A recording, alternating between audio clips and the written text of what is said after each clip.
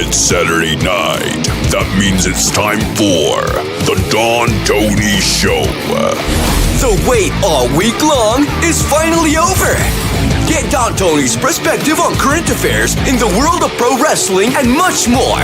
The Don Tony Show. And now your host, the man, the legend, Don Tony. Yeah, we will talk about the Mahababa, the big baby. We'll talk about him in a little bit. Yesterday on SmackDown, Tyler Bate told Butch, while drinking coffee with oat milk, that'll make him remember who he is. How's about, hey, let's ditch the coffee shop. Let's go get a pint. I know it's only 11 a.m., but we drink pints. We fight. He's going to help Butch remember who his identity is, Pete Dunne. I got news for you. I am 100% behind it. But Tyler Bate better also let Triple H know who Tyler Bate is and who Pete Dunne is. Changing the name is all cool in the gang, but 2 months from now, if Butch is getting squashed like a grape, it's not going to matter. It's not going to matter. Look, I got so much Butch shit here. We'll probably give them away. They're all JSA authenticated. I got signed Butch cards.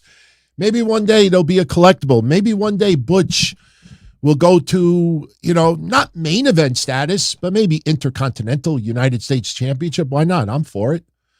But what's in a name if you're not used properly? That's my only concern about it. But I want to welcome you all to this edition of the Don Tony Show for the 13th of January, 2024. I want to thank each and every one of you for your condolences. And if you saw my Twitter yesterday, boy, when it rains, it pours sometimes. If any of you out there, and I'm only going to be 30 seconds with this. If any of you out there have not tuned into any of my other shows, don't go on my social media.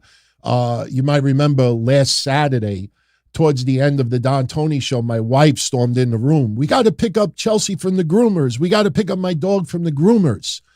So I had to end the show. Not even 24 hours later, this beautiful little dog passed away. She looked good in her passing, but yeah, she died. Heart attack, congestive heart failure, water in the lungs. We lost her the next day. Yesterday, I picked up her remains for my wife because she couldn't bear to go inside the hospital. And as I'm driving home, I get a phone call that my brother's dog, Butch, died yesterday of a seizure, heart attack, 8 years old. So when it rains, it pours, everyone. That's why when I say on these shows sometimes that these shows are not only an escape for you, it's an escape for me. You best damn believe there's two good examples of it. So, rest in peace to both of them. But so if you check out the synopsis for today's show, we have a loaded show. This is kind of like a little taste of what is going to be coming up starting January 29th on Monday nights. The return of the Don Tony and Kevin Castle show live every Monday night at 11:15 p.m.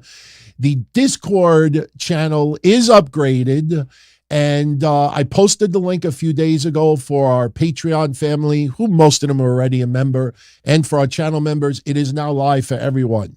You go to www.dtkcdiscord.com, dtkcdiscord.com. Easy to remember. Sign up, get your username before someone else steals it, and then this way you could join us live every Monday night starting January 29th. And a little quick plug. Next Tuesday, not this Tuesday, but next Tuesday, which would be the 23rd of January, Kevin and I are going to be doing the Royal Rumble preview and predictions show. We're going to record it on Tuesday. Not sure if we're going to make it public live, but we might as in a test run. make sure that there's no issues going into Monday the 29th, because, the turnout is going to be massive, and I'm so excited. And I know Kev is excited too, and the feedback has been tremendous, and we thank you for that. So we got quite a few things to get into today. I think it's only appropriate that we open up with an update regarding Austin Theory. Now, if you notice, I left out Carmelo Hayes' name in this because Carmelo Hayes was fine. Carmelo Hayes was included in the injury update by WWE because the referee stopped the match and did not declare a winner. And not only that, that might give you a little bit of an idea that Austin Theory may have supposed to have won that match. And they didn't want to just award it to Carmelo Hayes due to referee stoppage. Listen, when you watch that Spanish fly off the middle rope, technically off the top rope because of what Grayson Waller did, it looks like nothing. You would think, maybe they're doing an injury angle because Carmelo Hayes and Trick Williams are supposed to team up for the Dusty Classic on NXT. So maybe Melo as a storyline idea, this is how you get Melo out of that tournament, and maybe Trick has to go at it alone, or they could still turn it into a storyline. But Carmelo Hayes was fine yesterday. Austin Theory, thank God, is okay. Now, I have the video. I'm going to show it to you in full speed, and then we're going to slow it down, and then we're going to slow it down and zoom in. And when you look at it, I know we criticize referees. I know we have fun with Mr. Bean and Surfer Aubrey, excuse me. We have fun with the referees. That referee yesterday, I don't remember his name. Maybe someone in the chat room can remember. Props to that guy. Props to Grayson Waller, because Grayson Waller immediately sensed something was up with Austin Theory. But that referee, I honestly don't know how he picked up on it so quickly, because even when you play it on full speed and zoom in, it's not easy to see it, especially with the vantage point where the referee was. But if you did not tune into SmackDown yesterday and you don't know what I'm talking about, yesterday, Carmelo Hayes showed up on SmackDown. It's kind of funny because I know they didn't do it on purpose, but we got to obviously bring it up because no one else is going to bring it up. Yesterday, let me pull up the screenshot. Carmelo Hayes is sitting in the office with Nick Aldis. Carmelo Hayes, he's at SmackDown. He wants an opportunity. And Nick Aldis, he has ideas. Does it start to sound familiar? He has ideas. And then they're interrupted by Austin Theory and Grayson Waller. A little bit of jaw-jacking back and forth, and the next thing you know, there's a match between Carmelo Hayes and Austin Theory. And as I'm watching this, I'm saying to myself, it is kind of funny because, Carmelo Hayes shows up. Hey, I'm here. Opportunity. And Nick Aldis, hey, I got a perfect idea. What does that say for the Ashante Adonis? The Ashante Adonis. Yeah, I have some ideas. I'd like to share them with you. Isn't that a song? Yeah, so Ashante Adonis was not on SmackDown yesterday. But let's show you the move. Grayson Waller, I know he gets a bad rag from a lot of you out there, but Grayson Waller, if you watched him on a weekly basis in NXT, that guy is a future main eventer. I know it sounds crazy right now. That guy is a future main eventer. He, right now, he just has that attitude. You just want to slap him upside the head. But that guy is so talented and smooth as silk. But unfortunately, yesterday, he's at ringside and he's watching his partner, Austin Theory, who I also think could be a main eventer in the future. Not on the Randy Orton level or John Cena or anything. Who's going to, really, is anybody else going to come close to that anytime soon? No. But, Grayson Waller is at ringside, and Austin Theory has a match with Carmelo Hayes. So, Austin Theory taking a page out of Grayson Waller's book. You know, if you watch Grayson Waller when he has matches, he does a lot of innovative offense, and he will go from, you know, standing in the ring to jumping to the top. And I know what some people are going to say, oh, RVD did that, Kurt Angle did that, a lot of people did that. I get it. But the moves that follow, you know, not very easy to set up, and maybe that's why we had such an injury scare yesterday. So Austin Theory attempts a Spanish fly by jumping up to the middle rope and then bounces off the top rope to execute the Spanish fly. Now I'm going to show it to you on full speed so you could see what this move looked like. Let me pull this up for you. Here we go. Yeah, here it is. This is the move on full speed.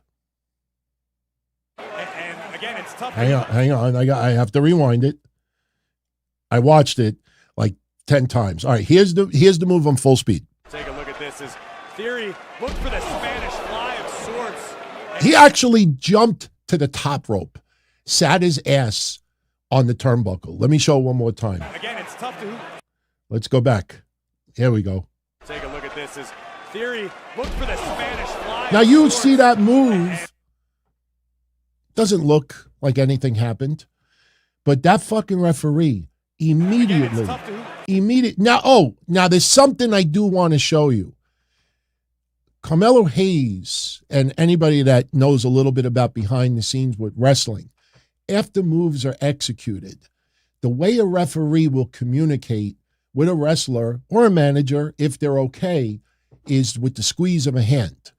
When I used to do indie managing and people used to dive on me and fucking nail me with stuff, the referee would come over. Are you okay? Are you okay? And or you're not supposed to say, yeah, I'm all right. Yeah. No, you're selling an injury. So you're supposed to appear that you're not all right. So you're not going to say that to the referee, but instead you squeeze the hand. If you watch the move slowly, now here is the move in slow motion. Here is Austin Theory climbing, literally jumping to the top rope, grabs Carmelo Hayes by the head, kind of like a headlock, and then bounces back for the Spanish fly. Bounces back for the Spanish fly. Now I'm going to pause it right. Watch Austin Theory's head. You see where it's coming? There.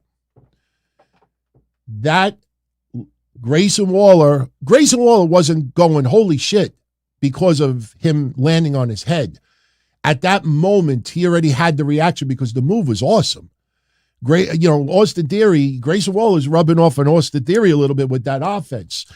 So when he lands, pay very close attention to the referee. So now they land, and Carmelo Hayes, you know, he's laid down, and Austin Theory, the one thing you have to be thankful for is Austin Theory was moving all of his limbs. There, look at the referee. Carmelo Hayes, are you okay? Are you okay? Watch the squeeze of the hand. Watch the squeeze of the hand. Here, there you go. Right there. Right there. I'm okay. Austin Theory does not do that. Referee stopped the match. Now, I'll zoom in and show you one more time. This is zoomed in a little bit further. Now, watch the move. You see Austin Theory literally leap to the top rope, lands with his butt on the apron, grabs Carmelo Hayes. They execute the Spanish fly. And then you see Carmelo Hayes. You know what? Here's something else that people didn't pick up on. Props to Austin Theory. Look where Austin Theory's right hand is. It's over the back of the head of Carmelo Hayes to also protect him a little bit. So they go straight down, and you could see Austin Theory. There you go. There you go. That's a little bit more of a close-up. So there was a very, very, very big injury scare yesterday.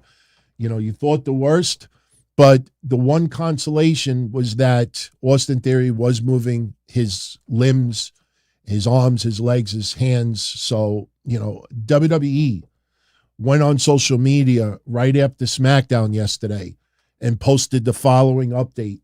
Following their match tonight on SmackDown, Austin Theory and Carmelo Hayes were both evaluated for their injuries. They both suffered face contusions and will be okay. Now, face contusions, they did not suffer. I guarantee you, WWE will send Austin Theory for an MRI or an X-ray just to make sure, not even a little chance of an injury. Banged up, but props to that referee, man. That referee stopping the match that quickly, hey, I know what some of you may say. Well, maybe because Austin Theory did not squeeze his hand, that was the trigger to the referee to stop the match. Yeah, that could be as simple as that, but the referee immediately thought something was wrong. So thank God that they're okay. Now, Carmelo Hayes is scheduled to wrestle, I believe, this Tuesday for NXT. Be interesting if he has that match still. I think that he does, especially the fact that WWE said they suffered face contusions.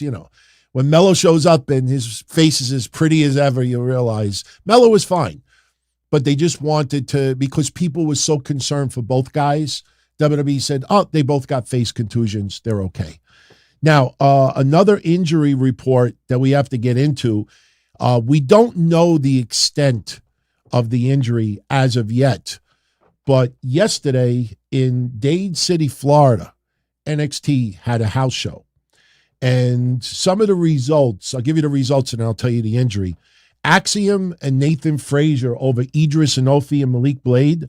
Thea Hale and JC Jane over Jada Parker and Kennedy Cummins.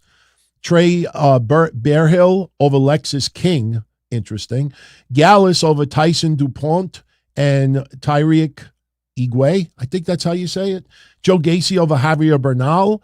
For the NXT tag titles, the family defeated Braun Breaker and Baron Corbin, along with Hank Walker and Tank Ledger in a triple threat. I think Hank Walker is the one that got pinned. Roxanne Perez, Kalani Jordan, and Carmen Petrovic over Kiana James, Elektra Lopez, and Ariana Grace. Dijak over Keanu Carver.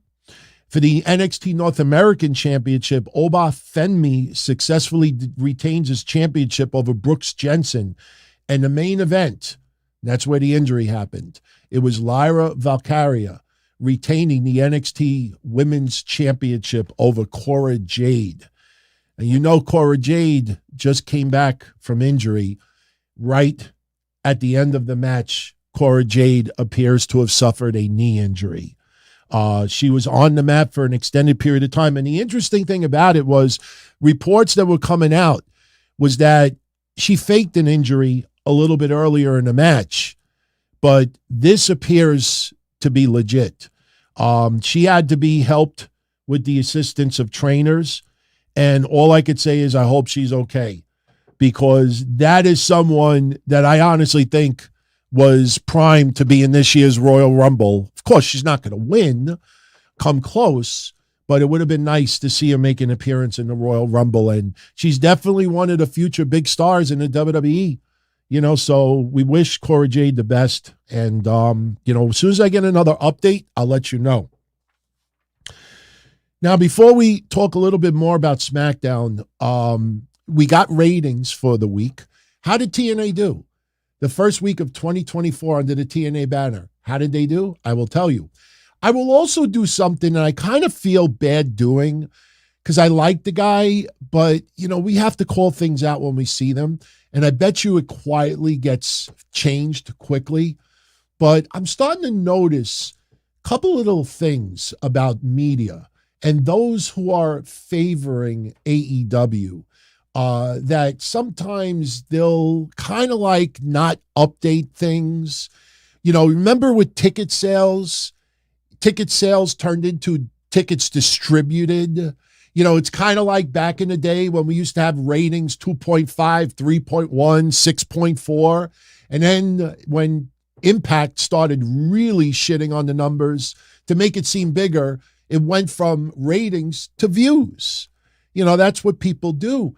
So now tickets sold has turned into tickets distributed. And you could sell 1,000 tickets and give away 200, and you say, oh, they distributed 1,200 tickets. Wow, a 20% increase from last year. So I see something with ratings, and I'm going to show it to you. And I'm sorry, WrestleNomics, for using a screenshot from your Patreon, because I know they posted on Patreon and then release it to the public a week later. Somebody sent it to me, and I think it's definitely something that needs to be addressed. If he wants that bad, I'll give him $5, but I have to show you something a little bit later on. And, you know, when it comes to Mercedes Moné, this is the second week in a row that people were betting the ranch that Mercedes was debuting on AEW. Now I'm starting to hear that that is welcomed by some within AEW because they think that there's even a small amount of people that if they truly believe from some news sources out there that Mercedes is debuting this week, they may tune in, expecting her to appear. So yeah, fool me once, shame on you. Fool me twice, shame on me. But some people in the media now intentionally posting fake news because it might spark additional interest and viewership in AEW. It's definitely something that needs to be addressed. And when we talk about Tony Khan and Jinder Mahal, I'm going to be very fair with it. Yes, I titled it the Mahababa. He's a big baby, and we're going to break it down. But, you know, something else about Tony Khan that I have noticed, there is something that triggers Tony Khan big time. And it's not just WWE, and it's not just bots, and it's not just AEW haters. There's something else that is starting a pattern now that's triggering Tony Khan. And I'm going to show you what it is. And I think everybody will agree with me on that. We got a couple other news tidbits to get into, but before we go any further, I want to get into odds for the Royal Rumble. Okay? The Royal Rumble is coming up in 2 weeks. So, you know, who's the odds-on favorites to win?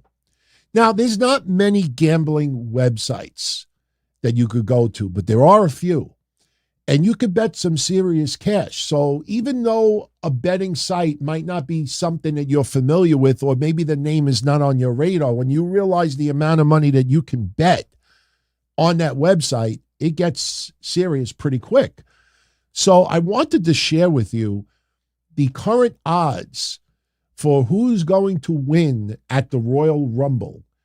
All the matches that have been announced, there's some odds that are out there, and it's kind of interesting because as of right now, because Drew McIntyre did not defeat Seth Rollins for the World Heavyweight Championship, CM Punk right now is the favorite to win the Royal Rumble match. Right now, he is at plus 150.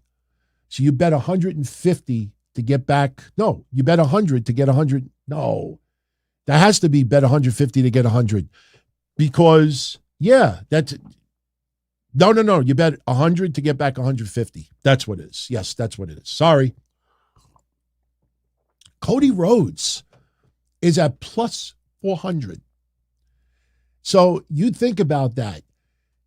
They're actually reporting that Cody Rhodes is not going to win the Royal Rumble. Now, if you have followed my show for the last 6 weeks, I don't see Cody Rhodes winning the Rumble either.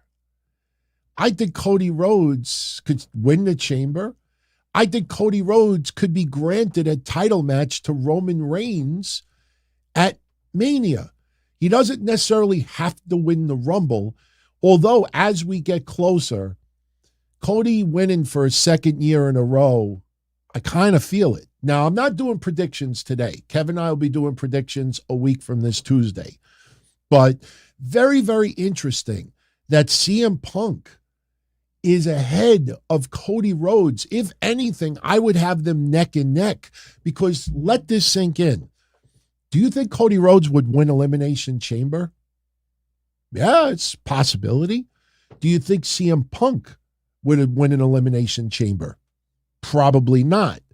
So if CM Punk has to win one of these two matches to get a championship match at Mania, Rumble seems to be the logical decision. But as I've pointed out, every CM Punk promo, for the most part, you never hear him say, I'm going to take your title.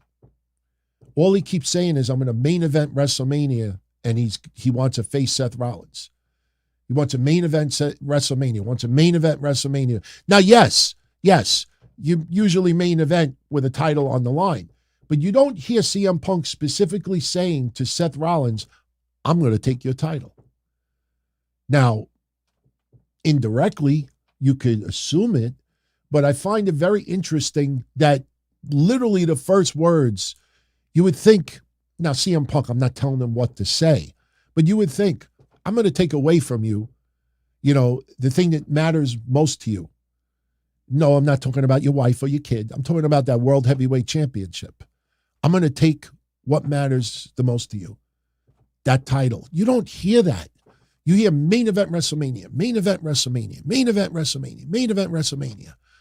You don't even hear him say, I'm here to make friends. No, I'm not here to make friends. I'm here to make money. I'm here to main event WrestleMania, and I'm here to win titles. It seems like titles don't matter. So very interesting that they have CM Punk at plus 150 right now. Now, I'm going to give you some other odds. This is as of today. Not going to give you all of them because some of them start going into plus 10,000 category, but they even have non-WWE wrestlers in there, which I think is asinine. Like they have Okada in there and others. So, some of the odds, some idiot out there is going to say, hey, let me put $1 on Okada. And sure, it's not going to happen. And I guarantee you that betting site, even though it's only $1, they're like, fuck you. Here's your $1. Let's see if we can get 1,000 idiots like that. Now you could go out there and have a nice steak dinner with a bunch of friends. All right. CM Punk plus 150. Gunther plus 300. Cody Rhodes plus 400. LA Knight plus 500. Randy Orton 600. I'm going to just say numbers now, not plus, because they're all plus, okay? Randy Orton 600. The Rock 700. Drew McIntyre, Jey Uso, MJF 1,000. Hey, MJF's not appearing in the Rumble, but hey, somebody wants to do it, good for them. Actually, we're not even going to mention people who are signed elsewhere, but Sami Zayn, who in some ways it was my pick for a little while. Sami Zayn plus 1,400. Kevin Owens, Solo Sikoa, Brock Lesnar plus 2,500. Damian Priest, Seth Rollins. I don't even think Seth Rollins is in the Rumble, but hey, who knows? Plus 3,300. Big E. I'm kind of happy to see Big E's name there. It's not going to win the Rumble, not even reports of him being in the Rumble, but if you remember our discussions about Ridge Holland and that storyline in NXT, I'm starting to think, could Big E be on his way back to the ring? He's at plus 5,000. So everyone else, you start getting into plus 6, 7, 10,000 category. They have no shot of winning. I will tell you the highest odds, The Miz at 20,000, Rey Mysterio at 20,000, Kofi Kingston at 15,000, Stone Cold Steve Austin at 25,000. Now on the women's side, the favorite to win the Royal Rumble at plus 200 right now is not Jade Cargill. It's Becky Lynch. Becky Lynch right now is the favorite at plus 200. Jade Cargill is plus 300. Bayley at 325. Interesting. Bianca Belair plus 800. Raquel Rodriguez 500. I guess they don't know about her MCAS. We wish her well. She's doing better, thank God. Nia Jax at 1,000. Asuka at 1,200. Mercedes Moné, hey, she's not officially in AEW yet, but she's at plus 1,200. Io Sky at 2,500. Rhea Ripley, these are champions, so they obviously doesn't seem like they'll be in the Rumble. Shayna Baszler, Zoe Stark, Trinity. all at 2,500. A Ronda Rousey return and a win is at plus 5,000. Send me whatever you're smoking if you think that happens. And then you get into 10,000 category. Alba Fire, Mia Yin, Chelsea Green, Xia Li, Zelina Vega, Cora Jade. And the biggest odds for this match, Michelle McCool, Ava Rain, Lita, Tamina, Maryse, Nikki Bella, Brie Bella, Natalia, and Nikki Cross, all at plus 25,000. Bet $1, you might win a car. Oh, boy. All right. For the undisputed WWE Universal Championship, Roman Reigns is the favorite at minus 300. Minus. So you have to bet $3,000, I believe, to get back a buck. Roman Reigns is the favorite, obviously. Randy Orton is next at plus 900. LA Knight and AJ Styles both at 1,000. For the United States Championship, kind of surprised that Logan Paul's odds are not higher. But right now, Logan Paul is the favorite at minus 2,000, and Kevin Owens is the underdog at plus 700. So that is your current betting odds. Now, if you want to go to this betting website, it is betonline.ag. They actually have betting odds for TNA's pay-per-view, which I believe is tonight. Was it Hard to Kill? I think it's tonight. And it's funny because I think it's the Jordan Grace match. They have Jordan Grace at like minus 10,000, which basically is saying is that they believe Jordan Grace has a better chance of retaining her championship than Roman Reigns. Okay. Let's get into some other news. Just a couple of tidbits. We'll definitely get into Tony Khan and Jinder Mahal next. Jinder Mahal, suddenly the big baby face of the deal. For those that are interested, WWE and the A&E Network are bringing back the biography Legends, and they're also bringing back Rivals. They will be bringing it back. This was a press release that was released a couple of days ago.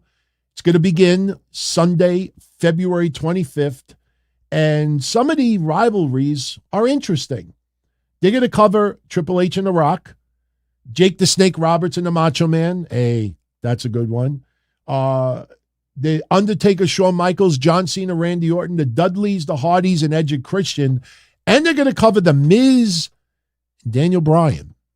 For biography Legends, they're going to discuss Randy Orton, Sergeant Slaughter, Scott Hall, Diamond Dallas Page, the British Bulldog, and Roman Reigns.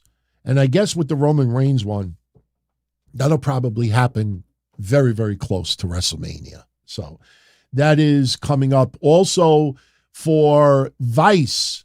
Vice is bringing back Dark Side of the Ring for a 5th season.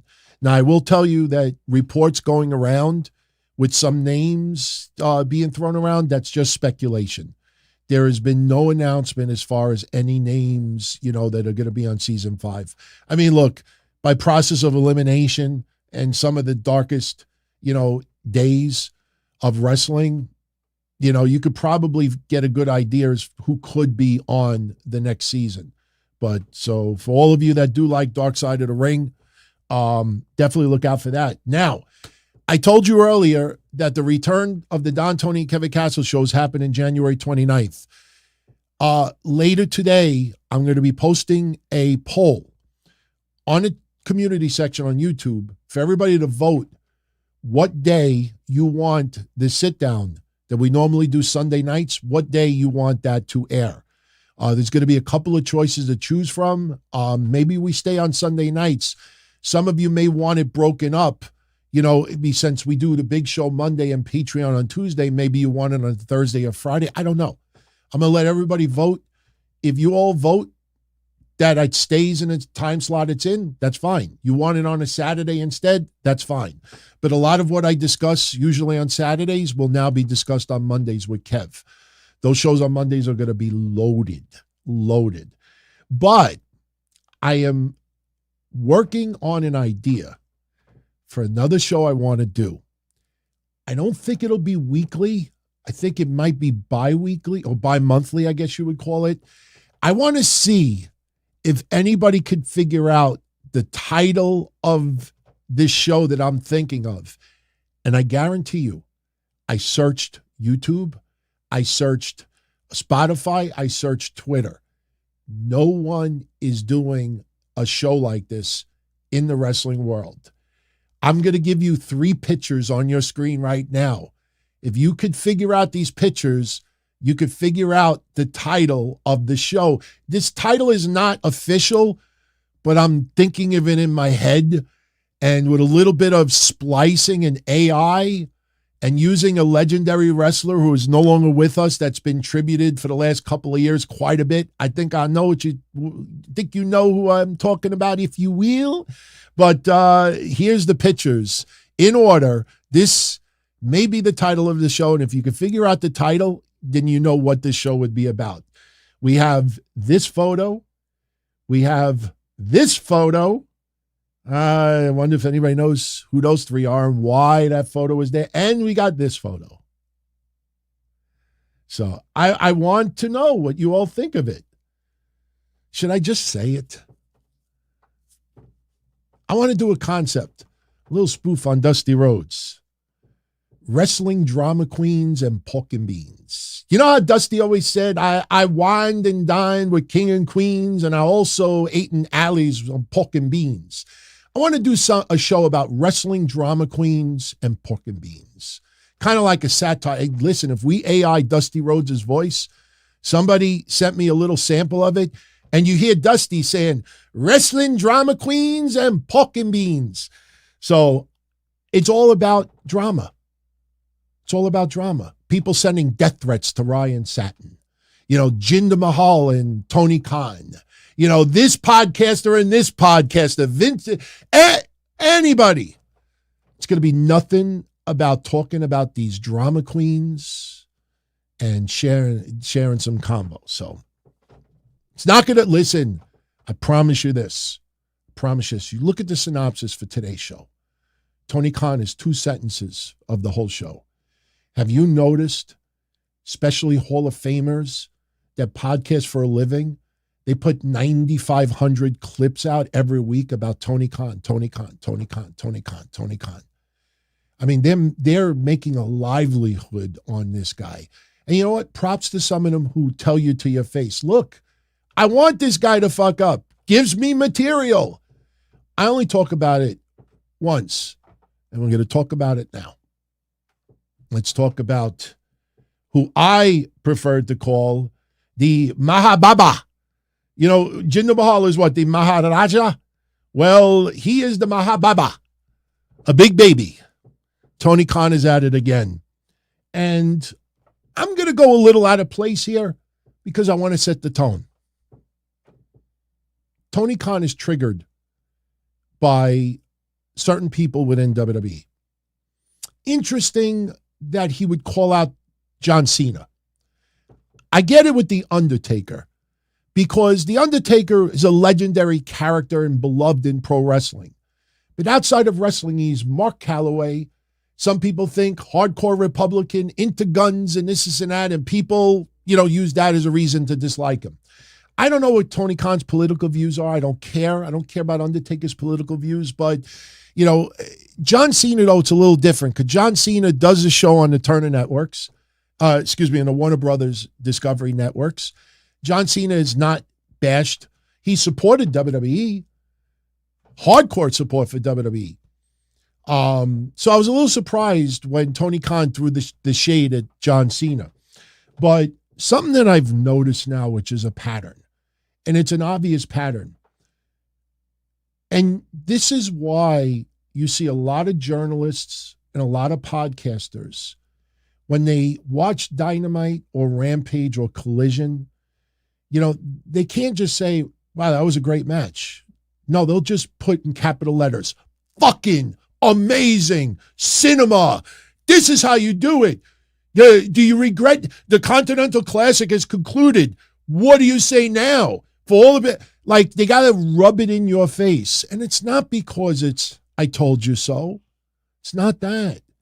It's because media and podcasters especially who want to rub elbows, who want media credentials, who want to sit in the sit-down scrums, who...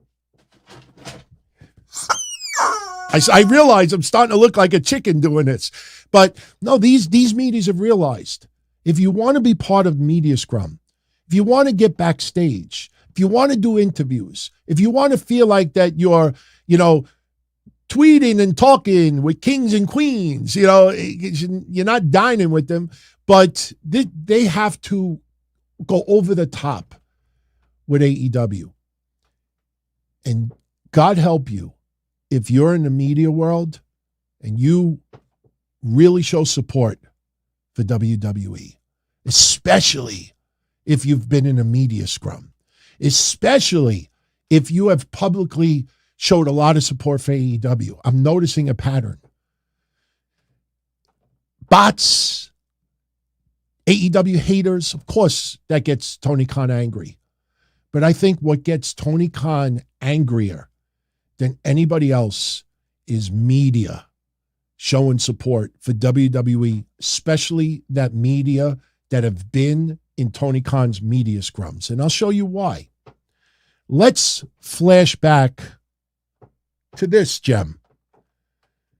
October 10th, NXT versus AEW head-to-head. Nick Houseman. I know he's been controversial. Oh, Nick Houseman, Chris Jericho, that would be perfect on Wrestling Drama Queens and Pork and Beans. Come on, it's starting to kind of feel right? Listen, Nick Houseman I've criticized in the past, but all Nick Houseman said was that Triple H and Shawn Michaels looked to send Tony Khan a message. Okay. Instead of getting angry at the reporter and saying, why are you spreading this stuff? What do you base this on, and this and that? Because a reporter said that instead of a casual wrestling fan, instead of a WWE supporter, instead of an AEW hater, how dare the media? I let you sit on my scrum. I let you ask questions. He thinks that everybody in the media scrum are his friends. He thinks that they're like the Firefly Funhouse with all the little kids. I'm going to press the wrong button if I do it. I'll give it a shot. Nope, that's not it. You bloke. Nope. There you go. That's what it is. Tony Khan walks in a room for the media scrum, and he hears this. How dare you, Nick Houseman, throw the idea that Triple H and Shawn Michaels are going to send a message. Instead of giving us a fucking good show, no, Tony Khan's got to go baby mode and call, I guess, Triple H or Shawn Michaels, because kind of they both didn't, Shawn Michaels didn't have hair for a little while for Saudi Arabia, but he calls Triple H a bald asshole. Listen, I mean, yeah, Triple H's heart issues, they'll never fully go away, but the guy was on his deathbed. He's a very likable person. He's hardcore WWE, and this is the attitude that Tony Khan gets. So if you're in the media world and you start a narrative that is really pro WWE, you start shit. And you see Raj Giri and you see others, that will say things, and it'll trigger Tony Khan. So what happens? Last Monday, Jinder Mahal confronts Seth Rollins on Raw. Fine. We know this is just to give Seth Rollins somebody from now to the Royal Rumble. Another win, match for Jinder, but we know what the outcome is. I mean, my God. You watch AEW television, you watch WWE television, you could predict 95% of the outcomes of title matches. So last Monday, when we did the post-Raw show, I pointed out that Seth Rollins and Jinder Mahal have history.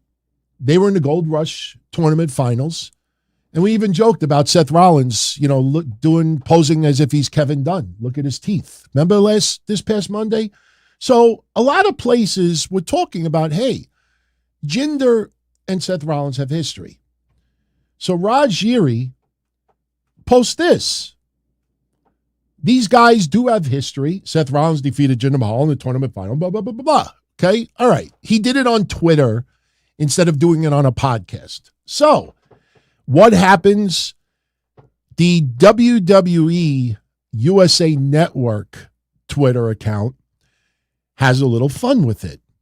And the WWE, well, it's actually USA Network. It's not even a WWE account. It was at USA Network. At USA Network. They responded back to Raj Giri's tweet and said, what was the cage match rating? Okay. The reason why people are joking about cage match is because you're starting to realize now that Tony Khan, he still thinks it's 2006. He still thinks it's the early 2000s with message boards. And it's like the Rotten Tomatoes of wrestling. Like he based, like if Cage Match approves, if Dave Meltzer gives it 5 stars, then I know I'm doing a good job. So he's basing angles, matches, future ideas on Cage Match. Instead of paying customers, instead of podcasters, journalists, fans that are voicing why they're unhappy with the product. And the problem is Tony Khan has embraced a cesspool of hate. Yes, there is hate towards AEW. Yes, there are people that love to push AEW fans' buttons. But when you got people whose voices matter, you have media, journalists, whose voices matter. They have 10, 20, 50, 100, 200,000 members on their shows. And they're, putting in people's face, hey, I don't like the Continental Classic. Puts out a match, Dave Meltzer gives 5 stars, Eddie Kingston wins it. Well, what the fuck you think about that Continental Classic now? Boy, do you feel like a fucking retarded schmuck. And it's like, fuck you. I don't need to see points. I saw it in AWA with the $1 Million Challenge. I don't need points. This is scripted entertainment. You could see a mile away. Oh, they're gonna, oh, Jay White, oh, he should be higher. Suddenly he gets a bunch of wins. Oh, Eddie Kingston, hey, he's the lovable underdog. Oh, now he's getting all these wins. Jon Moxley, he's got so far. Oh, now he's got a surprising loss here and there. Oh, Swerve Strickland, he should go to the top. Oh, well, we're just gonna do smoke and mirrors with Swerve. But once, the thing is over, we'll give Swerve a tease of a title shot. That's fine. That's all creative ideas. This is not real. The Classic was a tournament to create a Triple Crown title that Eddie Kingston currently holds. That's fine. But there's a lot of people that want to watch wrestling because of storyline driven, because of emotion. Not because two people are battling it out in the ring and they're giving their all and they cut passionate promos. It's different. I brought up with the Bloodline. Bloodline is an unfair example because WWE and AEW, obviously.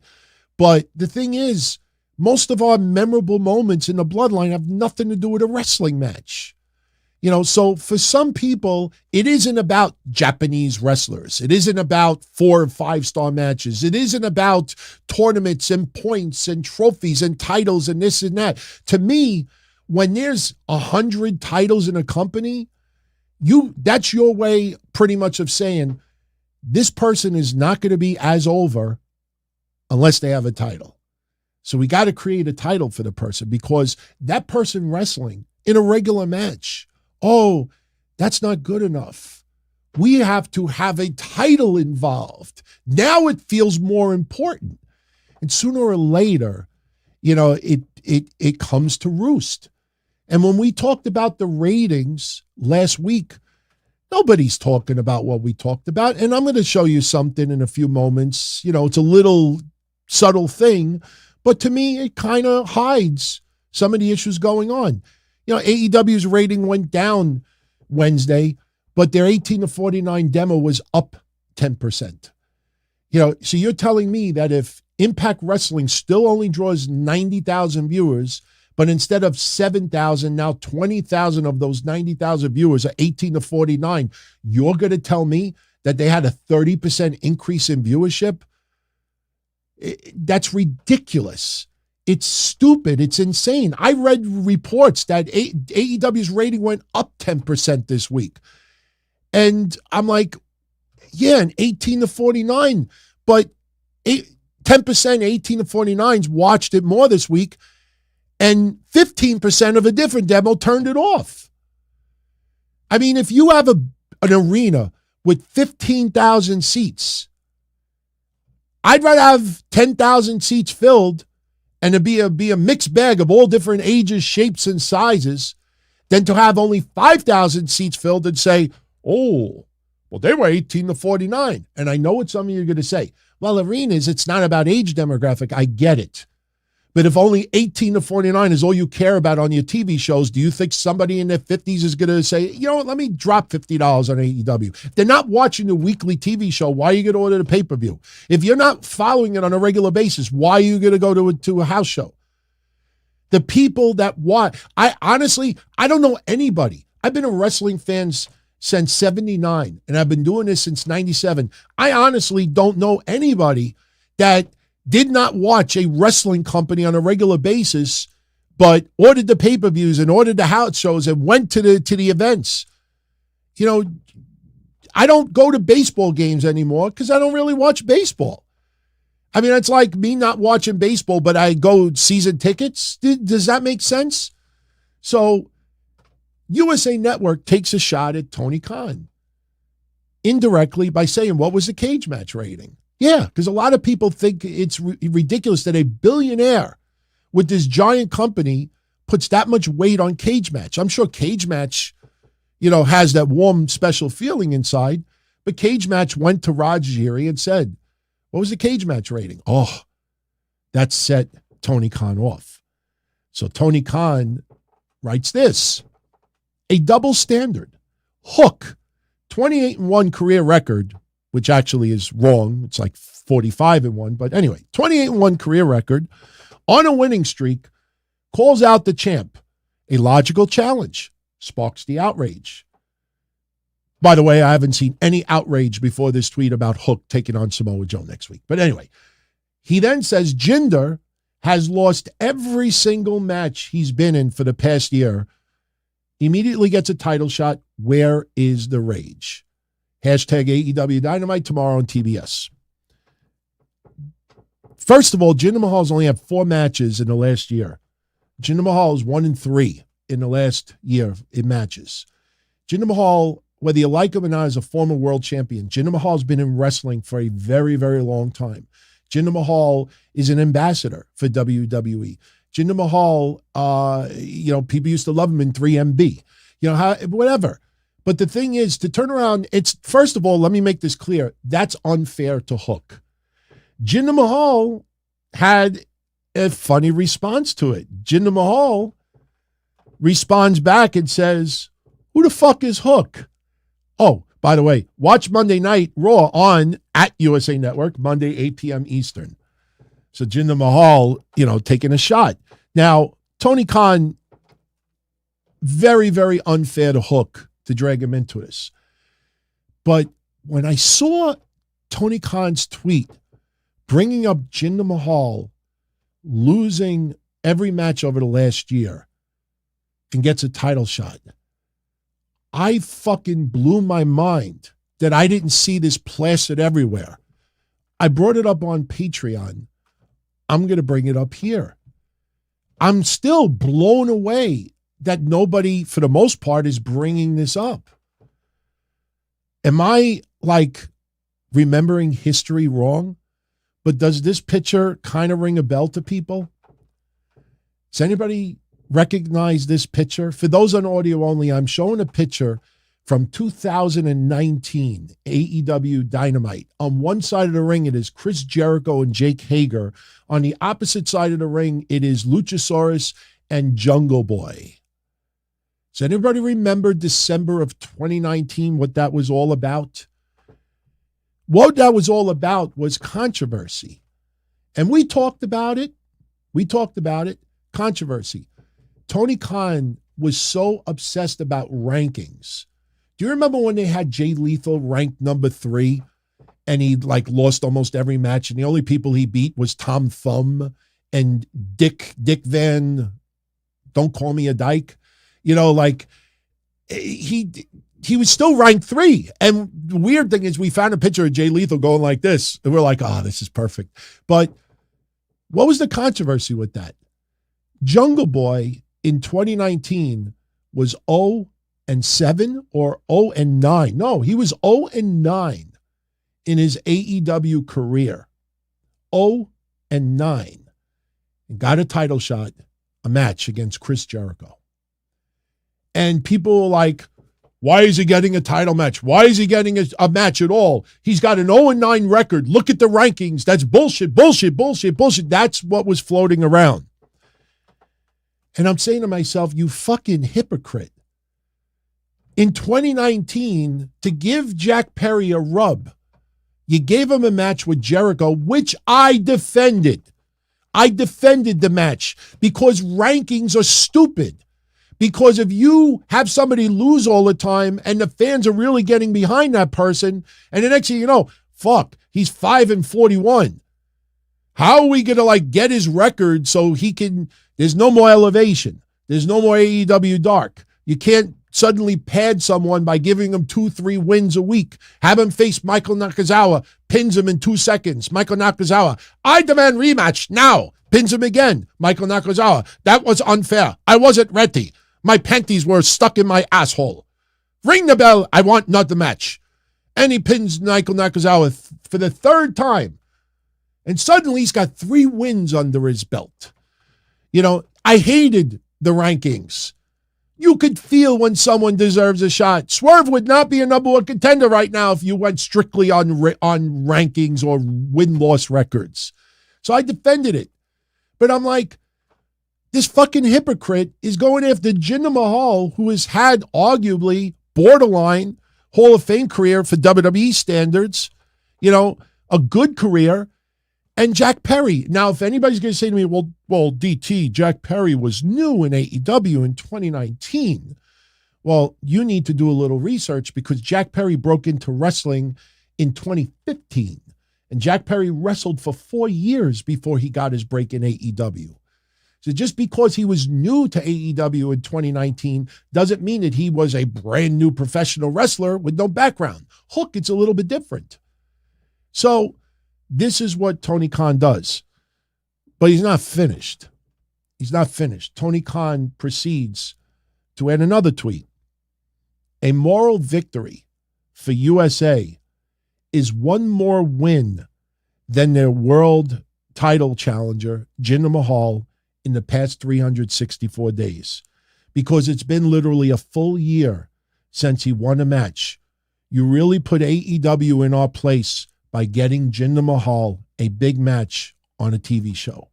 Do it more often. This is sports entertainment. This is entertainment.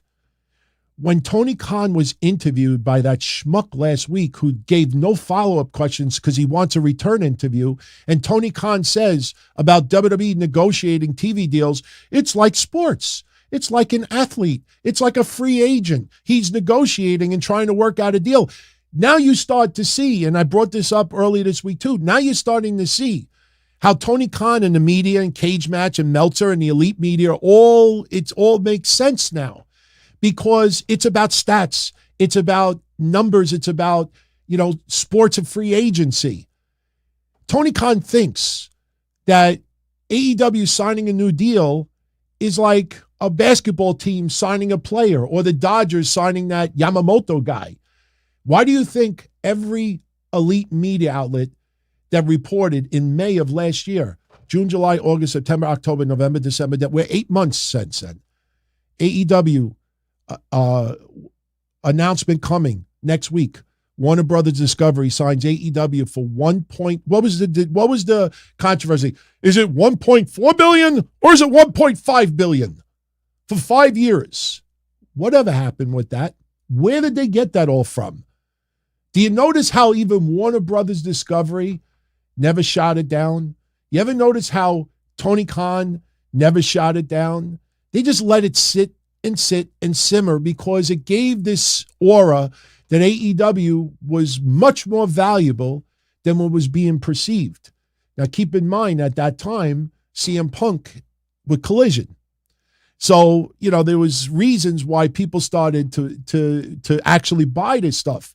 But we said it that week. Media upfronts do not announce sports-like signings. We signed Dynamite AEW programming for $1.5 billion over the next 5 years. It's not how it works. So when you see Tony Khan bringing this up, he's talking about this like it's soccer, football, sports, using stats, match ratings, cage match. And this guy has a major, major problem. It's not going to get better, guys. This is his mindset. This is his mindset. He grew up with the message boards, with stats, with rankings, with numbers, New Japan, with their tournaments, with K-Classics and Classic this and Coke Classic, whatever you want to choose.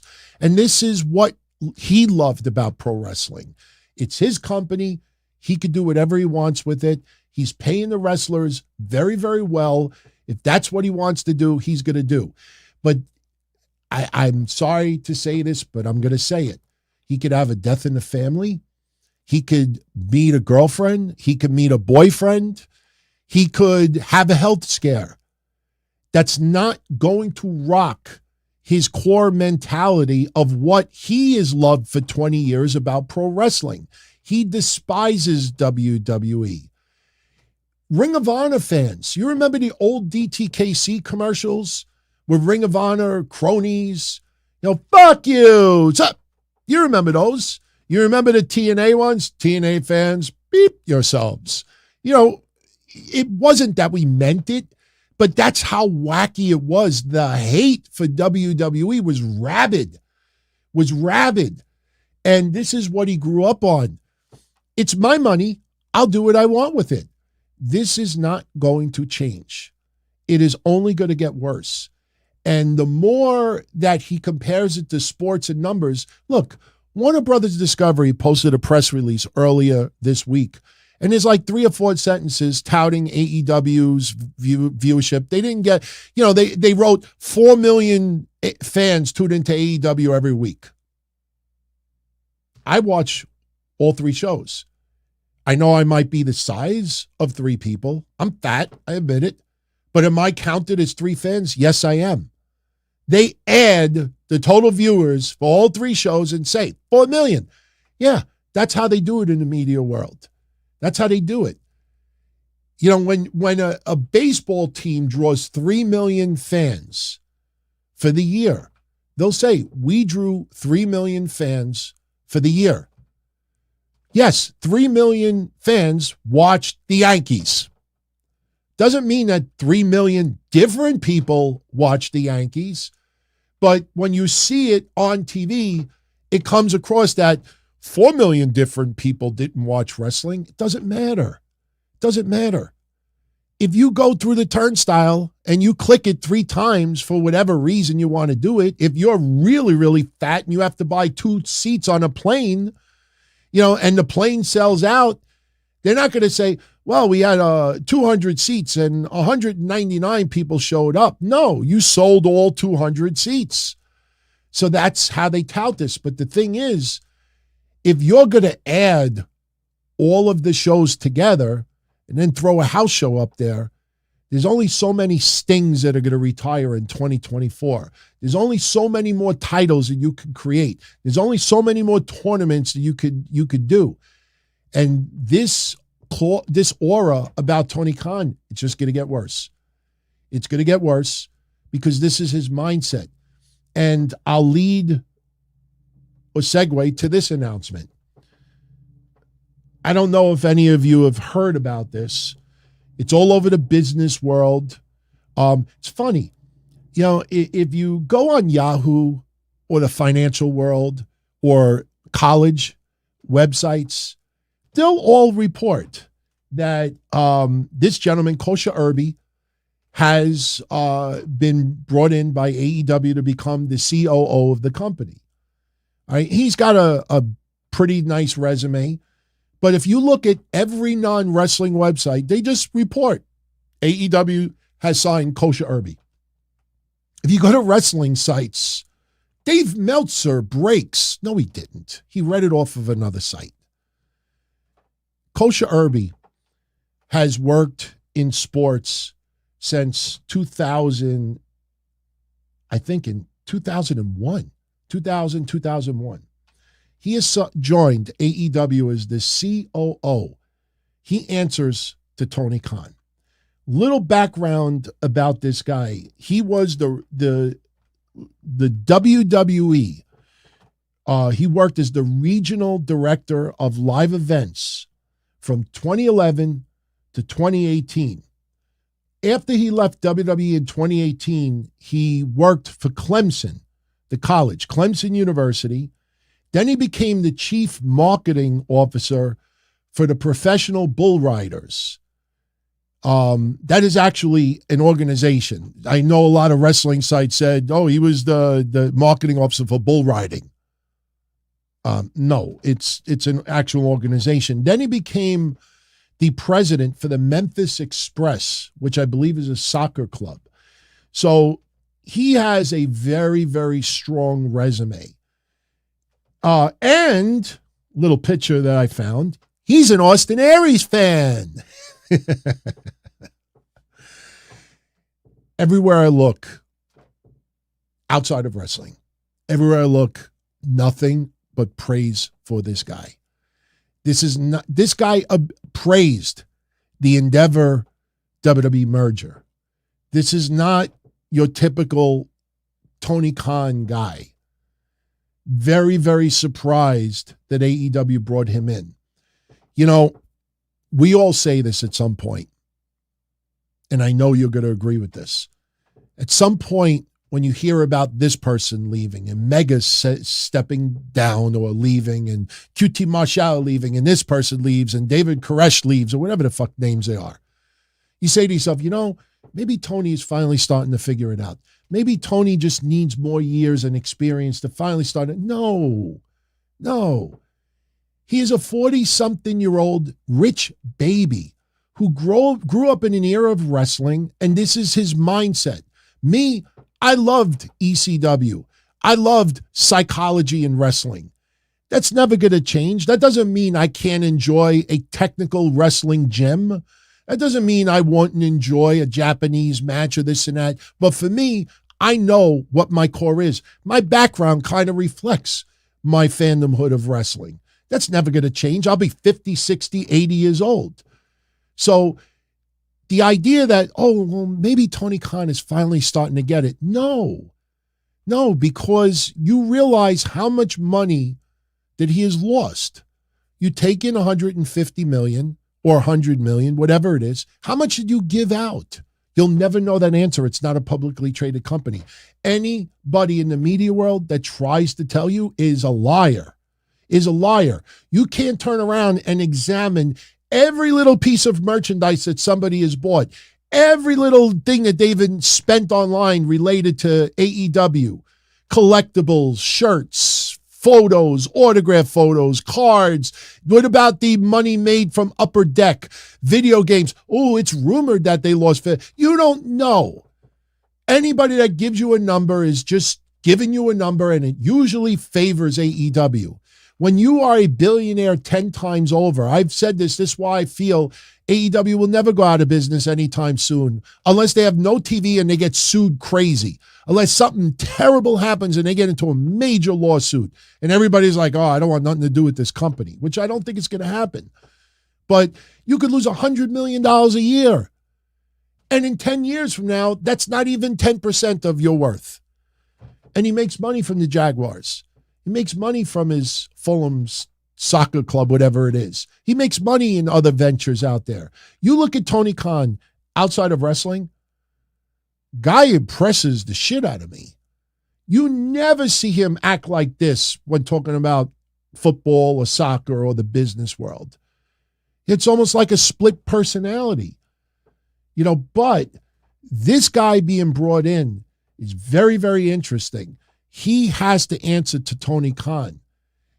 Does he last through 2024?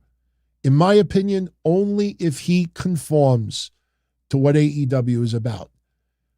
Would not be surprised this guy butts heads with Tony Khan, because this guy is in a very, very, very powerful position.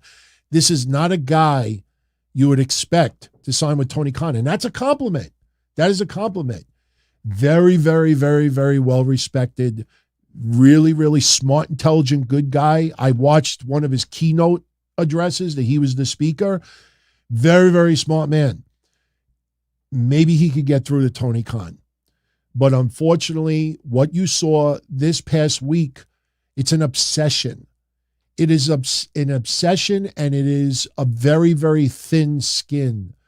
And when it comes to the media world, fuck WWE diehards, fuck AEW haters, fuck the bots.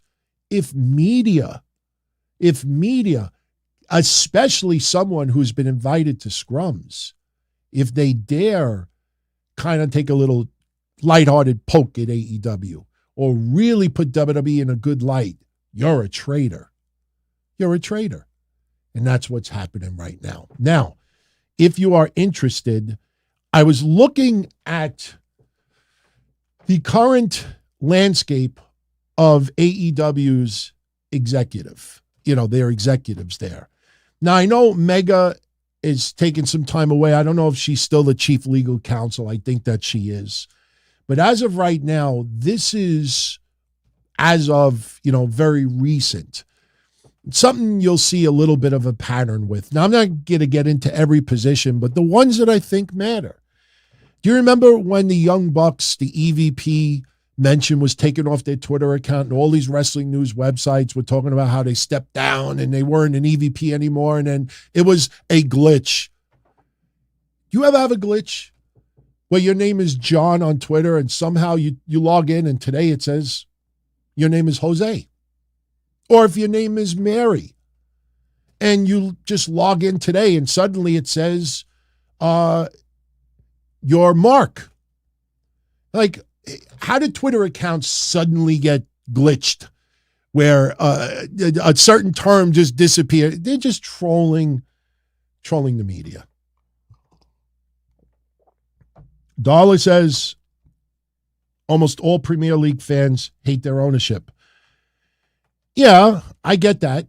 But we're talking about Tony Khan's behavior. And Tony Khan's behavior outside of wrestling is not what this is. But it carries over to that. That's why when Tony Khan brought the AEW World Championship to Rutgers or wherever maybe it was Clemson, I don't know. And people outside of wrestling showed the clip, and they didn't say Tony Khan, president of AEW, presents world title to whoever it was, head coach. It said son of Shad Khan, son. Didn't even say his name. And that was a blow. But you notice how Tony Khan didn't go after that media because it had nothing to do with wrestling. He does not go after media that has nothing to do with wrestling. If there's a wrestling, if that journalist would have been a wrestling journalist, Tony Khan would have been all over that person. Wrestling, let me put it this way. I'll summarize Tony Khan like this. All of his other ventures that are very successful, including his father's money, all of that funds AEW. He is not going to act like this outside of AEW because all of that money is what keeps AEW around. I'll use an example like this. You get an allowance from your mom and your dad, and you're just an absolute truant. You're just an asshole. You're just a problem child. Like, you're just nasty to everybody and everybody. But when it comes to mom and dad, you got to get that allowance every week. So I'm not going to dare, bite the hand that feeds me. So that's the deal with Tony Khan in wrestling. When it comes to Fulham, when it comes to Jaguars, when it comes to whatever he does outside of that, that is what allows AEW to exist. So when it comes to wrestling, Tony Khan comes off as Mahababa, a big baby. Outside of wrestling, you would think he's got a split personality. I don't want to use the BP word. Some people I know that are legitimately, bipolar, get upset when I use that. But that's the deal. He is never going to bite the hand that feeds him. So as long as he gets that money coming in from those other ventures, he will act this way. It's not going to change. So anyway, here's some of the positions in AEW as of recent. Tony Khan, obviously the president, CEO, GM, and head of creative. Mega, who's the chief legal counsel. Kenny Omega, the EVP. Matt and Nick Jackson, same thing. Michael Manzari, senior vice president, co-executive producer. I don't know if he's still there. Jeff Jarrett, director of business development. Chris Jericho, producer and creative advisor. Jim Ross, senior advisor. His contract is coming up. Then you got Christopher Daniels, vice president of talent relations. Sanjay Dutt, vice president of production and creative coordination. Dean Malenko, senior producer. Brandon Cutler, executive content producer. Sean Dean, coordinator. Leva Bates, which I don't think she's there anymore. Aubrey Edwards, coordinator. But as I go through this list, it's mostly people in wrestling. So, I think the only way the perception about AEW changes is if these people are replaced in the future. That's the only way, because this is the foundation of AEW. When you listen, I have nothing against Preston Vance. I know this is random, but I'm just going to say it. I don't care. I like Preston Vance. All right. Good guy, wrestles good. I don't give a flying shit that this guy is on TV right now. He could wrestle with Adam Copeland. He could sleep with Adam Copeland. He is fighting Battle of the Belts against Orange Cassidy. You know why Preston Vance is in that spot? It's the anniversary of Brody Lee's passing. He's around with the Dark Order, and he's beloved by AEW brass. He's very close with people behind the scenes. So in AEW's eyes, Preston Vance deserves that opportunity. He's loyal. He works hard. He does everything for us. For the casual wrestling fan, they're not watching Preston Vance. Preston Vance is the poster child right now of someone who has no business getting in an 8-man tag, getting a title shot on Battle of the Belts, not because he sucks. He doesn't suck at all, but he hasn't been used the right way for a long, long time. But they put him there because people behind the scenes value him. They like him. He's committed. He puts in a lot of hard work. Put him in the 8-man tag. Put him in the title shot. I have absolutely zero interest. And that's not my fault, and that's not Preston Vance's fault. That's AEW's fault because AEW never gave me a reason to give a shit. I don't give a shit because -1 is out there with him. I don't give a shit because somebody died. I don't give a shit because he's teaming with one of my favorite wrestlers of all time.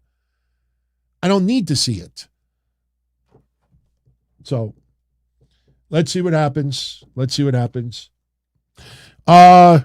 Somebody sent me this very generous super shout out a little earlier. I definitely want to acknowledge it. Rizzo! Hey, Rizzo. Wasn't there the Jerky Boys? Was it the Jerky Boys? Rizzo? Hey, Rizzo. Scissor Chest? Was it? I don't remember. Long time ago. Little late today, DT, but I think WWE is like an older brother to Tony Khan, which he means older brother gets under his skin. They're laughing during these Twitter outbursts. Tony Khan just needs to focus on AEW. That's Tony Khan's problem. He does only focus on AEW, but Tony Khan is very thin-skinned. That is not going to change. It's not going to change. If Tony Khan had thick skin, he would have grabbed CM Punk, Jack Perry, the Young Bucks, Kenny Omega, whoever was in the room, grab them all by the balls. One, they could have grabbed by that got Joey Styles in trouble, but grab them all by the neck and say, stop this shit. We all fucking work for AEW. Stop this shit. If you can't work together, then get the fuck out. Stop it. You don't have to like each other. Cut this shit out. Stop it. No, that's not what he did. He fucking stood in a media scrum. How could anybody, listen, I don't care if Tony Storm gave it to him. I don't care if Obama gave it to him. I don't care if Joe Biden meant to give it to a 6-year-old that gave it to Tony Khan instead. You know, when you put on the fucking wig and you put on the glasses and you're in the media scrum and somebody says, did Chris Jericho commit sexual assault or attempted sexual assault on a former women's wrestler? You take the fucking hat off, you take the fucking glasses off and say, listen, we run a fucking safe environment here.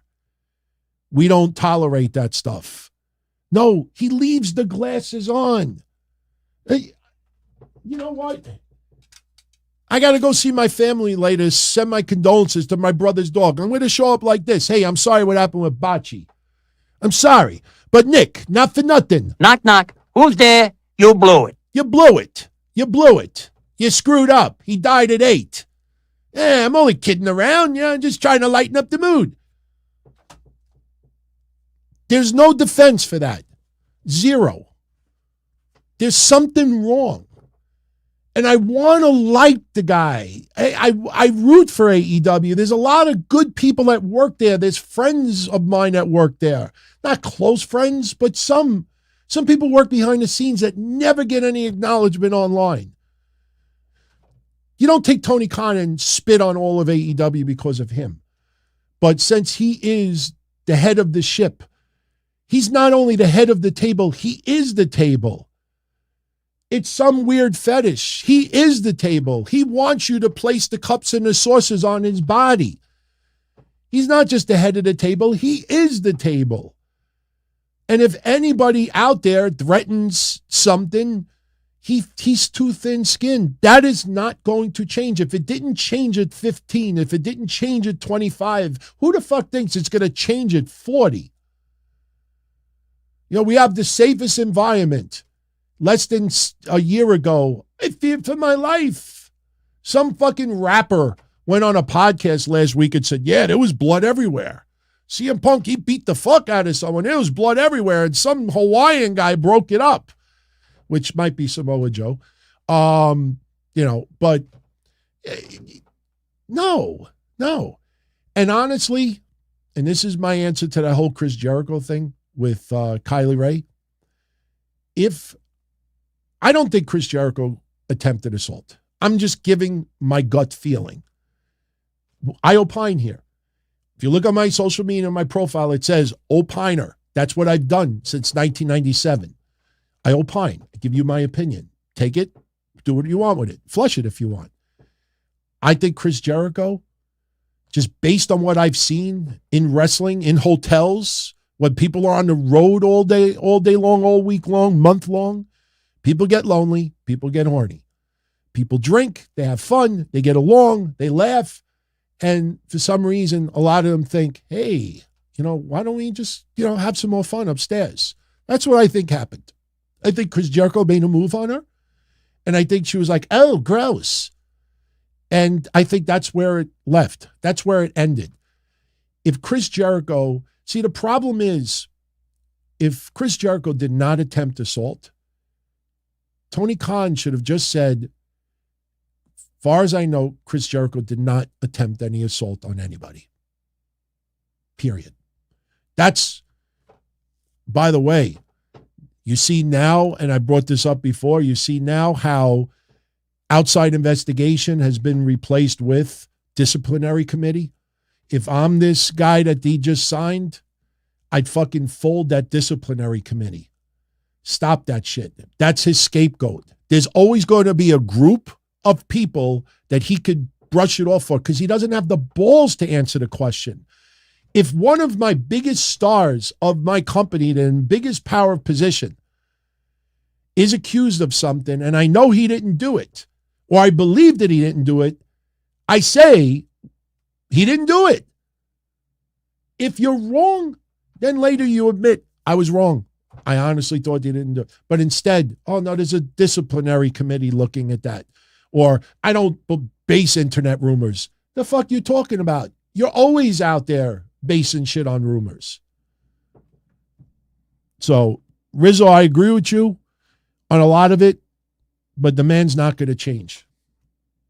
Man is not going to change. I appreciate the 20 spot. Thank you very much for that. I hope KOSHA IRBY can do something. What? I don't know. He's not going to shit on WWE, I will tell you that much. All right.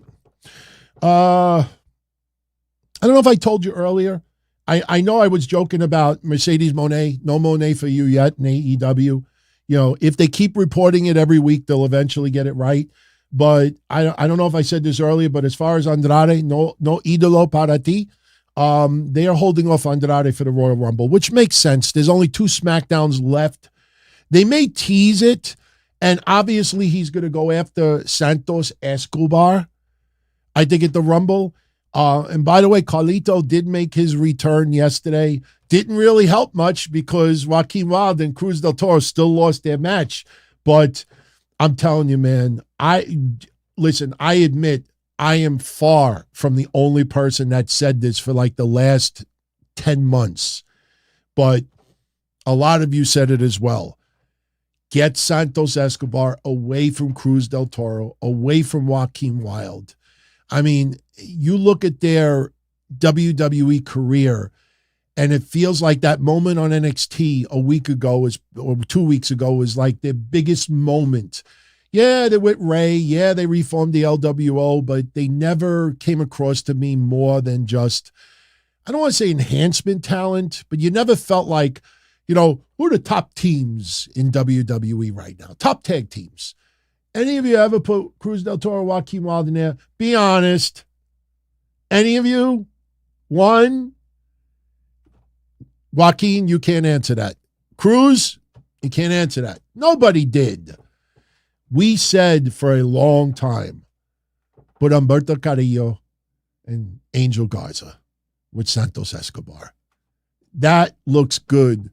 The funny thing is, Humberto Carrillo looks like one of these fucking drug dealers, especially here in New York and Corona, Queens. He looks like Angel Garza just looks like a guy that goes to a club and steals your girlfriend or your wife. But they fit 1,000 times better than Cruz del Toro, Joaquin Wilde. I think they look perfect. And yesterday, they defeated Cruz del Toro and Joaquin Wilde. They had a tag match on SmackDown. Actually, we'll run down SmackDown in a second, but I want to give one more shout out to Rizzo, who just sent me a 5 spot. He says, just remember, friends, that the stories you hear about Monet and Sasha were the same ones we heard about Punk, and, if I can add, were the same ones that we heard about Mercedes 6-7 months ago. You know, remember, Mercedes, done deal. And then she was coming back from injury. She signed in there. And then suddenly, when WWE started re-signing Bayley and others, and now the merger and the climate, you see all the women, getting pushed. And you see just opportunity. And everybody's happy. Then people are like, oh, shit. And then you see the storyline where Bayley is getting gradually booted out of Damage Control, which happened yesterday at SmackDown as well. You kind of say, oh, yeah, we could see her reuniting. And then the Charlotte injury. When Charlotte got injured, that was it.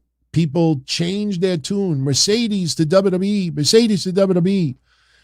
And then when they realized, wait a minute, she just trademarked a whole bunch of Monet names. She's trademarking this for a reason, not just pissing away money. So now people are like, oh, wait a minute. And then I started asking around and I was told she wants to keep her brand. WWE legally is not prepared for that. Maybe they could still work something out. I don't know. But you see what's happening. So, yeah, you are absolutely right. He thinks that she'll show up at the Royal Rumble. It's possible, man. I truly think she ends up in AEW for a little while. If she shows up in the Royal Rumble, it's better for mainstream fans because she'll get involved in the storyline with Bayley. They'll reform. It'll help boost the women's tag team division. It'll replace a big void with Charlotte Flair, even though Jade Cargill is getting close. You hear a lot of good things about Jade Cargill training in the Performance Center. You look at Mercedes in AEW, really, what are the fantasy matches? People will immediately say, oh, Britt Baker. Oh, let's see her reunite with Saraya. And maybe this time Saraya could break Mercedes' neck. There's not that many match possibilities. I'd like to see her against Statlander. I'd like to see her against others. But she's got such a presence. She's all the way up here, and everybody else is over here. Now, if they sign Julia, because remember 2 weeks ago when I said if they're going to bring in Mercedes, they have to sign Deonna Purrazzo or Julia. They brought in Deonna. But it can't be Mercedes and Deonna for the next year. Sooner or later, you can't have her cut a promo, get confronted, have a tag match, lead to another match. It ends in bullshit, interference. And you could do that for 3 months, and then what? Okay, let's start bringing this home. Let's talk quickly about SmackDown. Oh, you know what? Before we get into SmackDown, I want to get into one ratings thing. No, you know what? We'll get into the ratings in a few minutes. I really want to show you something, but we'll wait a few minutes. We'll do that. Let's talk briefly about SmackDown. Now, I know this sounds a little bit messed up, but I'm kind of happy how SmackDown opened. Not for nothing, I used to like Cameron Grimes in NXT.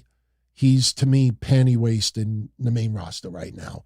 When they announced the match for this week, okay, fine, Cameron Grimes last week kind of deserved it. Oh, I saw you met Kevin talking to Logan Paul.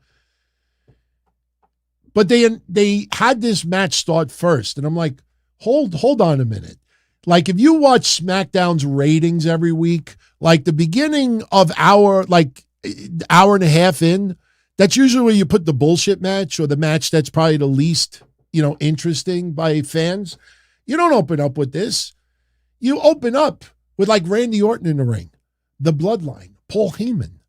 Ladies and gentlemen, that's what you open up with. We open up with Grayson Waller's music. Now, I have no problem with Grayson Waller, but I'm saying to myself, well, wait a minute. That means he's wrestling Cameron Grimes to open up SmackDown? I have no interest. So Grayson Waller comes down to ringside. Cameron Grimes goes down the rampway, and he gets attacked by Solo Sikoa and Jimmy Uso. So this match never happens. And then the Bloodline minus Roman Reigns hits the ring, and, they screwed up the match. And I'm like, that Paul Heyman post from 2 weeks ago, thank you. I had no interest in seeing that match. So they hit the ring, and the fans are booing the shit out of the Bloodline. And Paul Heyman is like, we're not the bad guys. The bad guy is that James Bond wannabe, Aldis, Nick Aldis. And Nick Aldis is there at ringside.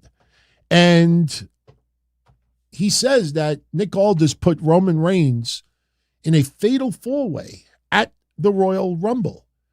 So Nick Aldis is the bad guy. So Nick Aldis gets on the mic and he says that the fatal four-way is official, that this is the second week that the Bloodline ruined the match, but you're not going to ruin or interfere in the main event tonight because you are in the main event tonight. Later on, it'll be Randy Orton, LA Knight, and AJ Styles versus Solo Sikoa, Jimmy Uso, and Roman Reigns. Now, you saw the picture I posted a couple of weeks ago. We knew Roman Reigns was not scheduled for Nebraska yesterday. It's every other week. So, Paul Heyman is like, that Roman Reigns is not here tonight. And the fans booing, and Nick Aldis deserves to get booed too. He's like, oh yeah, I forgot. He doesn't show. He doesn't take care of his own business. So Roman Reigns wants Paul Heyman to fix things. Nick Aldis put him in a fatal four-way, fix things. So Nick Aldis says, okay, if Roman Reigns is not here tonight, then you have until the end of the show to find a partner. If not, it's going to be a handicap match. Now, we knew immediately it was going to be a handicap match. No one's going to want to be part of the Bloodline. You look back at the last 6-9 months, other than a Judgment Day member, which WWE just dropped that storyline, if you notice. Remember the working agreement? By the way, Damian Priest was there yesterday, and I think he wrestled Jey Uso in a dark match after SmackDown went off the air. But nobody wanted to team up with Jimmy Uso and Solo Sikoa. We had a couple of moments. Paul Heyman, he approached Carlito. We'll talk about Carlito in a moment. He offers him an apple, and I think WWE missed an opportunity yesterday. I mean, Carlito took the apple and walked off. And Paul Heyman's like, no, it's the package deal. You're in the match. You take the apple. You're in the match. Carlito should have looked at the apple, bit into it, spit in Paul Heyman's face. No. And then walk off with the apple. That's what I would have done. But Carlito takes the apple, walks off. He's not in. Pretty Deadly shows up, and Pretty Deadly, they want to be part of it, but only one of them could be in the match, and they start annoying the shit out of Paul Heyman, and Paul Heyman is like, oh, God, I got a fucking headache from these guys. So then we see Bobby Lashley and the Street Profits, and we will definitely get to that in a moment, what happened yesterday on SmackDown. But they're in the back, and Paul Heyman sees them, and Paul Heyman goes up to Bobby. He's like, Bobby, we know each other a long time. I guess they go back almost 20 years. And he's like, look, I'm sorry for what you're going through right now with Karrion Kross, but why don't you take your frustrations out on the ring and join the bloodline? And Bobby Lashley looks at Paul Heyman and, he says, the only time that I'll ever be in a ring with the bloodline is if I'm on the opposite side of Roman Reigns. Means he wants a shot against Roman Reigns. Otherwise, he's not doing nothing with the bloodline, and they storm off. So right before the main event, Jimmy Uso, Solo Sikoa, they're in the back, and Jimmy's like, who'd you get as our partner? Who'd you get as our partner? Who'd you get? And he's all excited, and Solo is pretty much poker-faced. And Paul Heyman, instead of just saying, I couldn't find anybody, Paul Heyman's like, no one is worthy of being in the bloodline. You two, I have confidence in both of you could get everything done. And Jimmy Uso's got this look on his face like, what the fuck you talking about? 3-on-2. And Solo Sikoa, as always, he just looks at Jimmy Uso. I'm not afraid. I'm not scared. I'm good. Cool as a cucumber. By the way, did Logan Paul say cheetah, pumpkin eater yesterday? Kind of like, well, because he's a heel. And, people don't dislike him like they did with Roman Reigns back in the day. It's like suffering succotash. Thank God he didn't wink afterwards. But so after Solo tells Jimmy, I'm not scared, I'm fine, Jimmy Uso's got this crazed look on his face. Okay, now we're in a fucking handicap match. So we get the main event. And I know I'm skipping ahead. It's okay. We'll segue into things. We get the main event. And the bloodline is out last. LA Knight goes out to AJ. By the way, did you see AJ Styles still slapping hands with the fans? Yes, there is an online exclusive. AJ Styles not happy with Meechin losing a match last week, but AJ Styles coming out there, he's still showing a little bit of respect to the fans. So AJ Styles, LA Knight come out there, and as Randy Orton comes up the rampway, here comes Solo Sikoa, and he wails Randy Orton from behind. Jimmy Uso, not too far behind. They attack Randy Orton. Randy Orton is laid out in the match, and Randy Orton is back in the locker room. So it is now a tag team match. And for most part, it was your typical SmackDown main event with Jimmy Uso and Solo Sikoa against LA Knight and somebody. This time it's AJ Styles. Past it was LA Knight and somebody else. So the match is going on and it's very back and forth. And then towards the very end, where we think that Jimmy Uso and Solo are going to get the victory, Randy Orton's music hits. As like Survivor Series, Randy Orton comes out at the last minute, hits the ring, nails the RKO. Randy Orton, LA Knight, AJ Styles win. But after the match is over, they flat out destroy Jimmy Uso and Solo Sikoa. Randy Orton, he hits an RKO. AJ Styles with the phenomenal forearm. LA Knight with his blunt force trauma. Randy picks up the steps. AJ Styles throws Jimmy Uso into the steps, head first into Randy Orton, chucking the steps at them. And then to send a message, because next week will be the contract signing, Randy Orton, LA Knight, and AJ Styles go full-blown Shield mode. They pick up Solo Sikoa, and they drop him right through the table, a la Shield.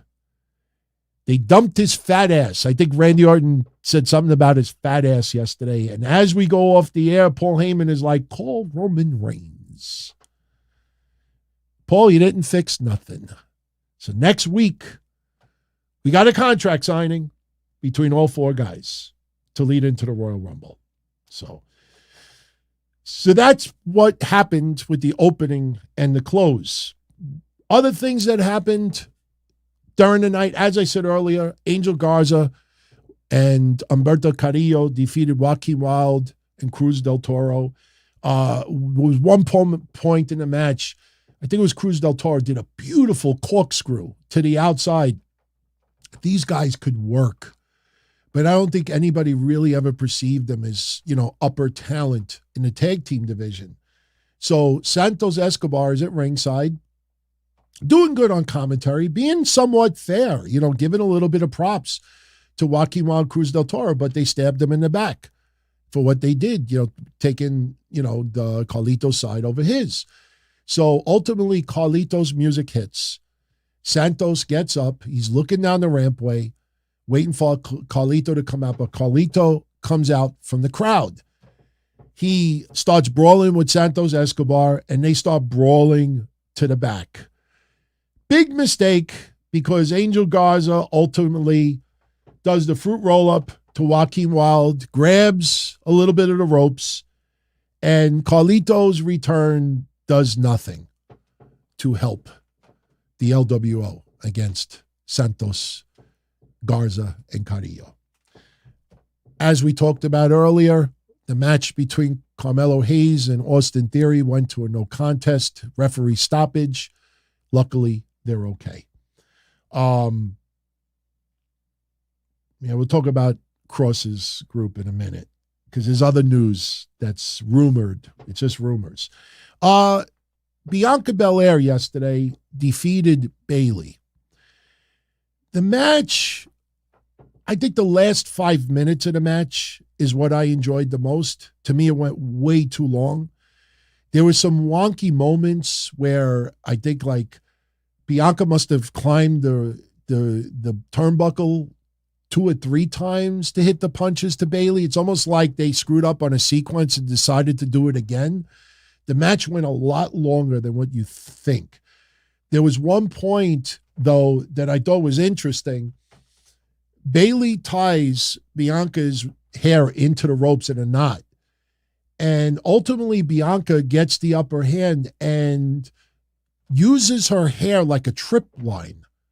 Like when you hear about you're in war and you're in the woods and you got to worry about trip lines, or better yet, you just go on somebody's land and they got bear traps set up and you hit the wire and next thing you know, you're in a bear trap, stick a fork in you, you're gone. She used it like a trip line. But when Bayley tripped over her hair and fell into the buckle, if you go back and you watch it, Bayley's weight pushed down Bianca's hair and her head, and Bianca's head went like that. And I was like, ooh, that looked like it hurt. But the match, the first 2/3 of it, it just didn't click. The fans were somewhat into it, but it just seemed off. But towards the end of the match, Bayley gets the upper hand and throws Bianca to the outside. And this was pretty much the story of the match.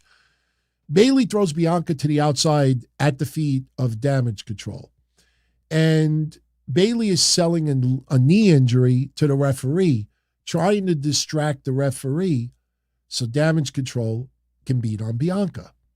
So when they throw her outside the ring, it's interesting because if you saw SmackDown later on, Bayley's in the back with Dakota Kai, and Bayley's like, why didn't you help me? And Dakota's like, what are we supposed to do? The referee was looking right at us. There was nothing we could do. You would have been DQ'd. But if you go back and you look at the screenshot again, Bayley is selling the knee injury and the referee is looking at Bayley, not even paying attention to the outside. So Bianca's on the floor. Damage control is just looking at her. Doesn't do a thing. And Bayley is confused. Bayley goes to the outside and Bayley is like, what's going on? Why didn't you help? So ultimately, Bianca gets the upper hand once again. She throws Bayley back in the ring and hits her with a spear and a KOD. And Bianca Belair gets the win. And after the match, they're in the back. Damage Control is saying some Japanese shit to Dakota Kai, which we don't understand. And then Bayley shows up. If you look in the background, you can see Bayley. I don't know, Bayley's looking the other way. I don't know if anybody picked up on that. But Bayley then talks to Dakota Kai, and Dakota Kai brings up, you wanted to go in the Royal Rumble alone. So we may not get other members of Damage Control in the Royal Rumble, which I think is a huge mistake, but that's kind of the feeling you got from yesterday. I think they are in the Royal Rumble, and I think Bayley inadvertently eliminates some of them, or maybe intentionally eliminates some of them. But, Dakota Kai, she's like, don't worry about it. It's a loss. Bayley's like, why didn't you help me? Bayley could sense something is up. And what's interesting about it is every time Bayley has a backstage discussion with Dakota Kai about Damage Control, you ever notice the same thing happens every time? Damage Control and Dakota Kai walk off, and Bayley just stands there, like rubbing her elbow or rubbing her arm or consoling herself. Leave with them. They leave, and she's always like standing behind. What's wrong with you? Leave. Vamos. By the way, it is related. I guarantee you. They announced next week we are getting Katana Chance and Kaden Carter defending the Women's Tag Team Championships on SmackDown against Alba Fire and Isla Dawn. And you guys already know what's going to happen. Because of Alba Fire and Isla Dawn getting involved with the Kabuki Warriors 2 weeks ago, Kabuki Warriors will show up and will cause Isla Dawn and Alba Fire to win, and Katana Chance and Kaden Carter will retain. That is the only reason why they're defending the titles next week on SmackDown. So the Kabuki Warriors, they're not interested in the titles right now. They want revenge on the Alba Fire and Isla Dawn. Thank you, Ghost, and everybody in the chat. Continued thoughts. I appreciate it. Not JPEG is asking, DT, how do birthday shout-outs work? Yours is tomorrow? This is how it works. Everyone, let's all wish Mr. JPEG, not JPEG, happy birthday. Happy birthday. That's how it works. DT, it's my birthday tomorrow. Can you give me a shout-out? Sure. Absolutely, man. And don't forget, everyone, if you're tuning in late, let me throw it up there one more time. For now, it'll be all over the net, but there's the link for our Discord, www.dtkcdiscord.com. Sign up, look around, get your username done, grab it, and January 29th, we'll be there Monday nights, 11:15, every week. Very interactive. We're planning on some other things as well. We may do a test run next Tuesday for Royal Rumble predictions. If we do make it open to everyone, I'll let everybody know. But yeah, it's open. Sign up. Get ready. January 29th. It all begins again. Okay, couple other things we need to talk about with SmackDown. I didn't forget about Mr. Dunn. We're not done yet. Pun intended, talking about SmackDown. Let's mention briefly Logan Paul, little promo calling out Kevin Owens. Don't cheat. I'll sue you if you use your cast as a weapon. Fight me fair at the Royal Rumble. Don't be a cheater, pumpkin eater. And this caused a little controversy, but I can't rip anybody online for this. Logan Paul, good makeup job selling the Shiner by Kevin Owens. If you check out next week's SmackDown, miraculously, It'll be 180% healed probably by next week's SmackDown, but he's selling the shiner to the left side of his eye. He's pointed to it. We'll get back to that picture because that picture definitely led to a little inaccurate controversy online yesterday. You probably don't know about it. Kevin Owens, with his own pre-recorded promo saying, hey, next week, show up on SmackDown, be a guest on the Kevin Owens show. So it is official. Next week on SmackDown, Logan Paul will be a guest on the Kevin Owens show. Now, let's get back to that photo. This caused a little bit of controversy online because this picture circulated. Logan Paul posted a photo saying he actually got me, supporting the shiner, and everybody's like, wait a minute. On SmackDown, he was pointed to the left eye. In this photo, it's the right eye. What's going on here? I know 90% of you out there already know the answer. A lot of people don't know when you use dash cams in a car or some cheap camera phones, there is a mirror effect. It's the reverse. So this little screenshot of Logan Paul, and it looks like it's his right eye, that's actually a reflection. Yes, thank you, OTS Tribal Queen. It's a reflection of the screen. It's the opposite. If you ever notice, and this is the best way I could describe it, if you ever notice, you ever see a video, I mean, this is very popular on YouTube now, where people will be in their car and they'll just be blogging in their car and people watch it. And sometimes in the United States, they'll be in their car and their drivers, the steering wheel is on the passenger side. And you're like, I didn't know that the United States allows cars from the UK, for international cars where you drive on the right side of the inside the car, their cameras are mirrored. I think there's even a ride-along once that we saw, and the camera was mirrored. It wasn't a WWE ride-along, but it was some wrestlers. It might have even been an AEW ride-along that somebody did just, on their own, and the camera was mirrored. So it looked like the steering wheel was on the passenger side of the car. So that's all it was. Nothing, no big deal. We'll talk about Kross's new name of his faction, the Kross-led faction. We'll talk about the rumored name for Bobby Lashley and his faction. We'll talk about Butch, Tyler Bate, and the return of the Pete Dunne name. Then we'll talk about ratings, and then we're out of here. We'll be slightly over 2 hours today. By the way, if you're interested, tomorrow night, we are doing a sit-down on normal schedule as of right now, Sunday night, 8:05 p.m. Eastern, right here. Sit-down is simple. I show up with nothing, and you basically tell me what we should talk about tomorrow. You have to be live in order to be part of the conversation and to contribute.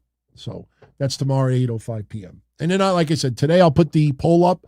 Make sure you vote as far as the future when we air that show going forward, starting, the last week in January. So, all right. Karrion Kross. Yesterday, Bobby Lashley, the Street Profits are on the hunt. They're on the hunt for Karrion Kross and his crew because we don't have a name as of yet. So Bobby Lashley and the Street Profits, when they angry, they don't wear suits. They come out with, shirts with the buttons open and jeans, still with the sunglasses, little snarly looks on their faces. They're in the ring. Bobby Lashley is pissed off. Hey, you have a problem with us? Why don't you say it to our faces? And, we get a little bit of, darkening of the arena. Montez Ford is looking around, looking angry. Angelo Dawkins still, looking too much like Mark Jackson to me.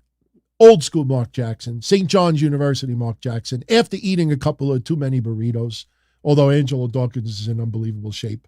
But the lights go dim, and on the rampway, we get Paul Ellering. Paulie is on the rampway. He points to the Titantron. I know this is a very bad screenshot. It's all I could grab, guys. And you see a silhouette of Karrion Kross, and they're basically talking about, time is up. He puts the whole WWE roster on notice. The Street Profits and Bobby are first on the list. And then after the whole video package is over, we get the name of the faction led by Karrion Kross. And the name is The Final Testament. How do you feel? I don't mind it as long as some people are given the final testament. Let's think of regular life. Last will and testament. When someone is on their deathbed, they're given their last rites, the last will and testament. This goes down the toilet if people are read their last rites and they don't die. I know that sounds morbid, but Kross, listen, we support him. I absolutely am into this. But WWE needs to deliver. If these guys give their last will and testament to groups on the WWE roster and they end up failing more than winning, there's a problem here. And personally, I don't like that the first group they're going up against is Bobby Lashley and the Street Profits. This is a no-win situation, in my opinion. If you want to push Kross's faction, the last testament, that means the Street Profits and Bobby Lashley need to get further buried. What are you going to do? Add Ashante Theodonis and B-Fab to it? And Adonis is the one that eats all the pins? That's like putting Tozawa with Alpha Academy. Every time Tozawa's in a match with Alpha Academy, he's the one that gets squashed. This is a lose situation, in my opinion. You need to repair the Street Profits of Bobby Lashley. I don't care how angry they look. I don't care how serious Montez Ford looks. Their run is sucked for quite a while. And somebody has to come out on top here. Are you going to just trade back and forth? I don't know if I want that either. How do you do that? The Final Testament gets disqualified, beats down, ignores the officials, pull aparts. They leave him laying. Then Bobby Lashley and the Street Profits, they leave that group laying. You go back and forth. What do you accomplish? I'm not sure if I like this. That's why, in a way, I wouldn't have broke up the Brawling Brutes then. Have Sheamus, Ridge Holland, Butch, and even Tyler Bate. Actually, you don't even need Tyler Bate. Ridge Holland, Butch, and Sheamus against Kross and AOP. You could do that, but they split them up. After this, they're not going up against Roman Reigns, Solo Sikoa, and Jimmy Uso anytime soon. I think Roman will do one of those fake, badly acted laughs. I don't know how I feel about this. Remember, this is SmackDown. It's not Raw. So they can't start fucking with the Judgment Day. I mean, they can because Finn and Damian Priest could show up on SmackDown, but that's only 2 and not 3. So now the rumored name for Bobby Lashley and the Street Profits is The Pride. Did people fear criticizing that because it sounds too much like gay pride? I'm being straight honest here. As dumb as that sounds, I said to myself, people like, oh, that sounds great. The Pride? You got snarly, angry looks on ourselves. The Pride. I think that's an awful name. I don't think of any other organizations with pride. You got Irish pride, Italian pride, gay pride, all different prides. I get it. The pride, we are Bobby Lashley. We are Montez Ford. We are the Ashanti Adonis. We are wait, maybe they could be the pride. We're not just the pride. We are the pride.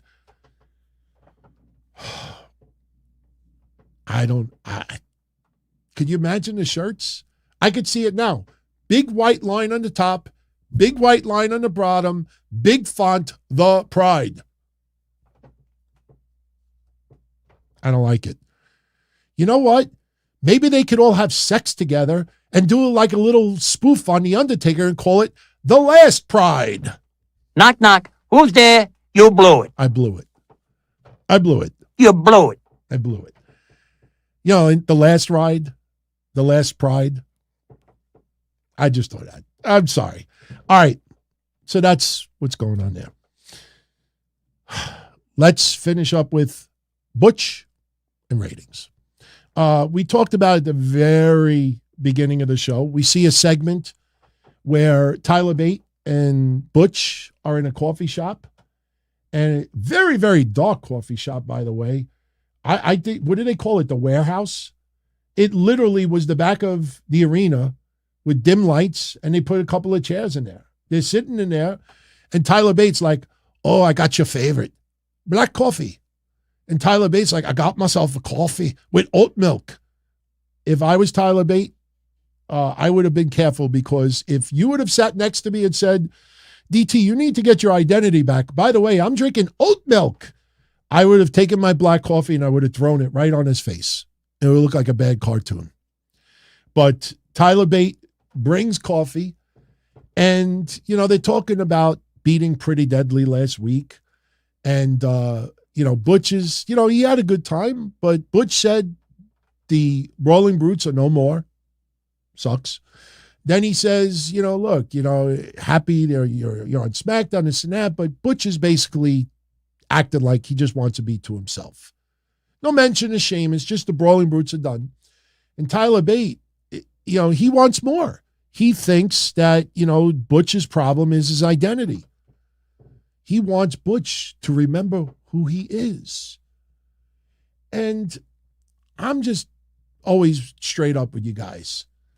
Not for nothing, it's hard to convince me about getting my identity back where you're wearing a burgundy sweatshirt with some sweat stains on it if you zoom in close, drinking coffee with oat milk, like acting all like lovable and goofy. I would have slapped Butch in the face and said, what are we doing here? Snap out of it. Let's get a pint. They're drinking oat milk and black coffee. Butch, you need to remember who you are, what your identity is. And my God, that's all it took, everyone. For 2 years, that's all it took. Drinking oat milk and coffee in the back of an arena in a dim light with Tyler Bate wearing a goofy hat, burgundy sweatshirt with sweat marks, and suddenly Pete Dunne is so angry. Butch is so... That's it, Tyler. That's it. You nailed it. That's it. I'm Pete Dunne. Before he could say Pete Dunne, the lights go black. So now we are teased for another week. Oh, he was just going to say it. Internet wrestling community, I don't know what the fuck. I know what it is. I know exactly what it is. This obsession. He's not Butch. He's Pete Dunne. No. The internet wrestling community's thinking that, oh, he's now Pete Dunne. The world is back to what it should be. Look, everyone, I'm drinking coffee with oat milk. Oh, the world is, it's Pete Dunne. I've been wanting him to say it. Yeah. No, they'll do this. Yeah, Pete fucking Dunne. Butch is fucking done. Butch is fucking done. Butch is fucking done. You know why they're doing that? Because Vince McMahon came up with Butch. And Triple H is bringing back the name Pete Dunne. Another, fuck you, Vince. That's why this is happening. It's not about Butch. It's not about Pete Dunne. It's the same guy drinking the same coffee with the same ponytail, with the same look and the same style. Tyler Bate can get Butch to remember who he is. We need WWE Creative to remember who Pete Dunne is or Butch. That's what we need. Changing a name is ridiculous. Look at Gunther. How many years did you have assholes out there? They still, when it's his birthday, happy birthday, Walter. Happy birthday, Walter. Oh, our great champion, Walter. No, his fucking name is Gunther. They would not accept it. How dare they change his name? That's a Vince change. And Gunther so eloquently said this a year ago. Gunther said, if my name was originally Gunther and they changed it to Walter, they'd be acting the same exact way. I don't care what the name is. Push the guy. Give this guy a run, and not just for 6 weeks so everybody's like, oh, the world is right again. The stars are aligned. Butch is back to Pete Dunne. He beat Joaquin Wilde. Ah! Oh, everything is great in the world. Let's see 2 months from now. Let's see 2 months from now what Pete Dunne is doing. A little breaking news. And then we'll segue to ratings. And if you think I'm lying, go do a little research. Go on WrestleNomics' Patreon. They have all their ratings histories there, and I mean that sincerely. Butch and Tyler Bate have worked in NXT recently, multiple times. And he also worked with, oh God, who else did he work with? There was somebody else he worked with there too. And they were the lowest ratings consistently. Even the Brawling Brutes showed up in NXT 2 or 3 times. They, I would say at least 3/4 of the time, were the lowest ratings of the night. That's not on Butch. That's not on Ridge. That's not on Tyler Bate or whoever else that was with them. That's on WWE Creative. Just because someone's been on the main roster and they show up in NXT, star power. No, people are like, oh, yeah, I think I'll pass. Okay. I think it was just Tyler Bate. I think you might have teamed with Nathan Frazier once. But point is, there was many times we brought up Butch's ratings in NXT not being great. I like that, Jeff. Hall and oat milk. Yeah, but Jeff, you're out of touch. I got to get that sound effect in my mixer. I'm going to have to get that. You're out of touch, and I'm almost out of time. Let's talk ratings.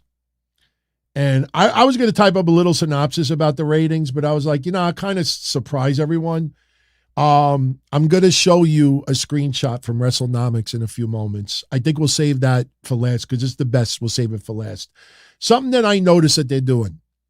And listen, if a nobody like me picked up on it, a lot of people picked up on it. And I will bet you if this gets back to them, you'll see it quietly changed. And they'll just say, oh, we didn't realize it. Bullshit. That is what your channel's about. Every time you post ratings and every time you update graphs and graphics, that's what you get paid for. You somehow seem to keep one aspect out of date, out of touch, outdated. I'm going to show it to you. And this is not clickbait, everyone. I always back up what I say. All right, where's my ratings graphic? My generic WWE AEW ratings graphic. Did I lose it? That's all right. We don't need the graphic. Oh, there we go. We found the graphic. There you go. All right, ratings. Let's get into ratings for the week. Okay. I got to pull it up. Just bear with me for a second. I didn't realize I didn't have it saved in my notes, but I have it saved in my computer. I have my apologies. It's been a crazy week. Believe me. Crazier than you think. But, all right. Come on, email. There we go. Ratings. There we go. All right, we're good. Impact Wrestling. January 4th. New year, new name, same shitty rating. Last week, I got yesterday's too. Last week, Impact Wrestling did 74,000 viewers. Their demo was 0.00. Changing the name to TNA did nothing for their first week. New Japan is still dead in the water. SmackDown for January 5th scored 2,465,000. That is up from the obvious best of 2023's 1.355. The main event of Randy Orton, LA Knight, and AJ Styles competing to determine who faces Roman Reigns at the Royal Rumble did 2,623,000. The low point of the night, will you look at that? Will you look at that? Pretty Deadly versus Butch and Tyler Bate did 2,255,000. That match lost 200,000 viewers as it went on. That's the negative of SmackDown. The positive of SmackDown is that after the Butch Tyler Bate Pretty Deadly match, WWE gained, get this, almost 400,000 viewers for the final 30 minutes of SmackDown. They usually don't happen. That is big. Every other match maintained their viewers for the night, except for that tag match. They lost no viewers for the first 50 minutes of SmackDown, and they only decreased 100,000 viewers for the first 90 minutes of the show. When you're talking over 2 million viewers and your biggest decrease over 90 minutes is 100,000 total, that's only 4 or 5% viewership. That is great for SmackDown. And the main event was almost 100,000 viewers higher than the opening of SmackDown. Let that sink in. Remember, Roman Reigns was there. The main event was 100,000 viewers higher than the opening of SmackDown. It is very rare. And that's why, listen, I love the other shows. I support a lot of people, but I'm not going to sit here and go, quarter number one, the opening of the Bloodline in the ring, plus Isla Dawn versus Alba Fire, commercial break, 3,640,000 viewers. Quarter number two, Solo Sikoa and Jimmy Uso eat fish. Ad break, Jimmy Uso throws up fish, 433,000 viewers. I can read. Rampage, January 5th, 406,000 viewers. That is up from the week prior's 327,000.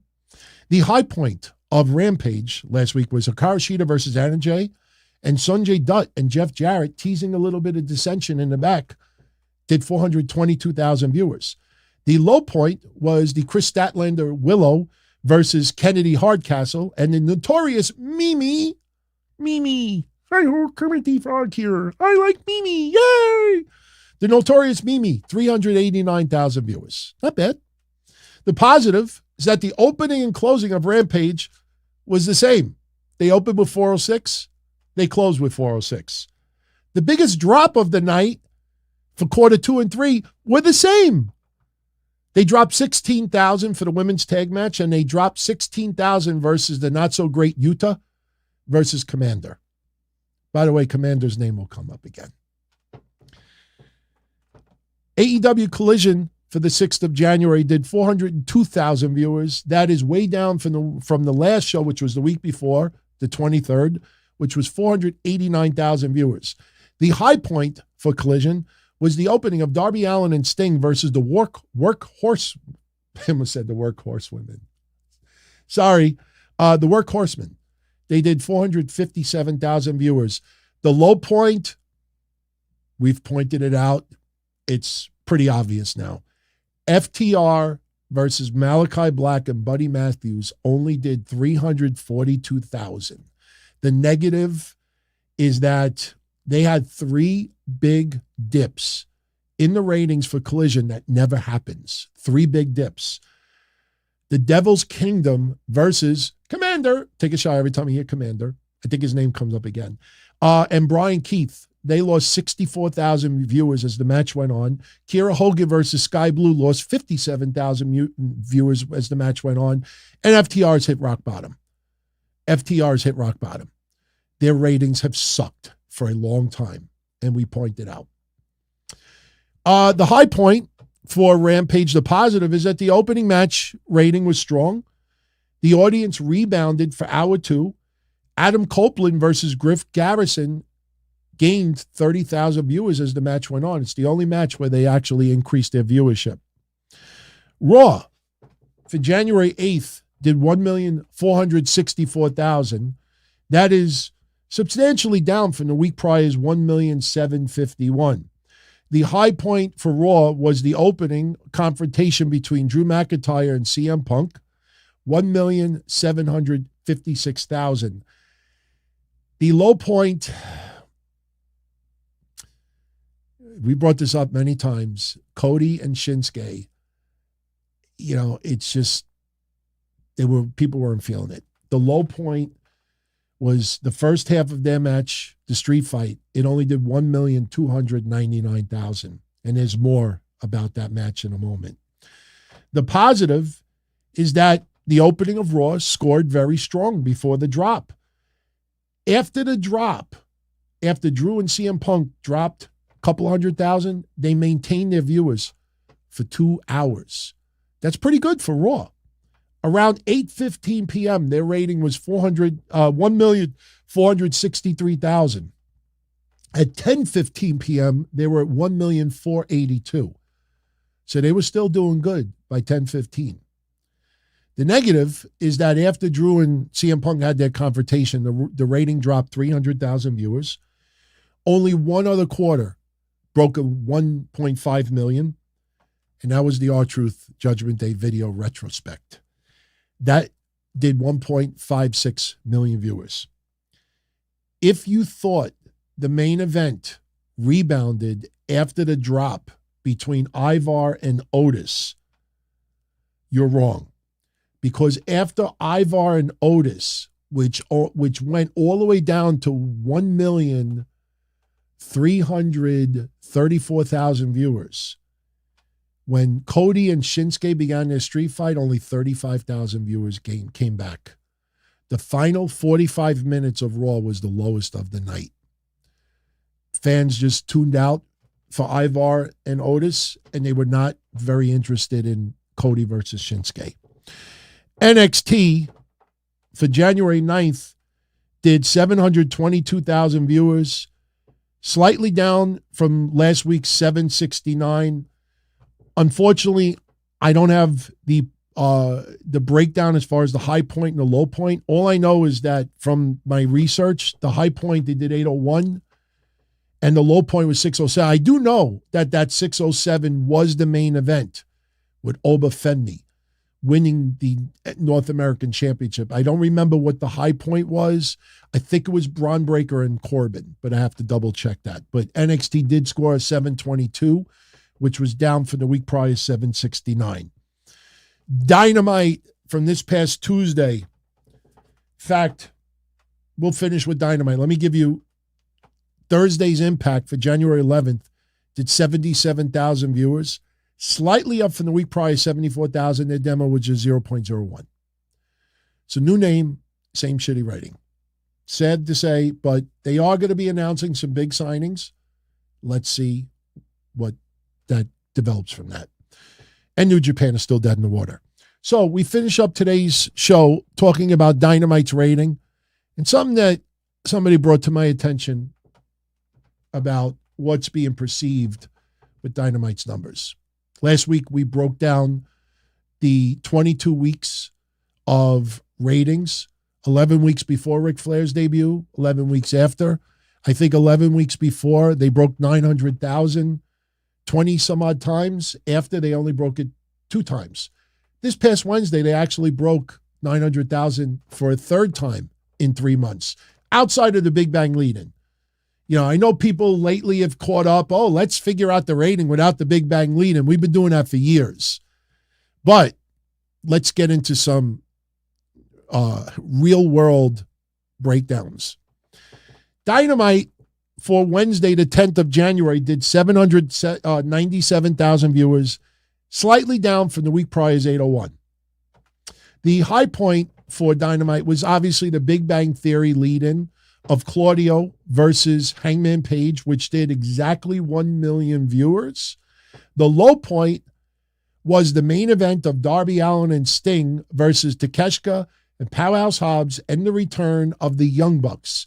The Young Bucks were greeted with the lowest rating of the night, 637,000 viewers. 637,000 viewers. The positive for Dynamite, only the third time in 3 months, a quarter outside of a Big Bang lead-in broke 900,000. That was the segment with Samoa Joe, Swerve Strickland, and Hangman Page in the ring from Wednesday. That quarter did 915.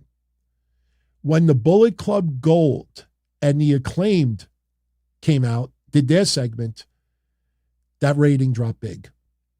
So when you see that quarter being 915, keep in mind that right after that, we have Bullet Club Gold and the Acclaimed dropped, I think, 100,000 plus.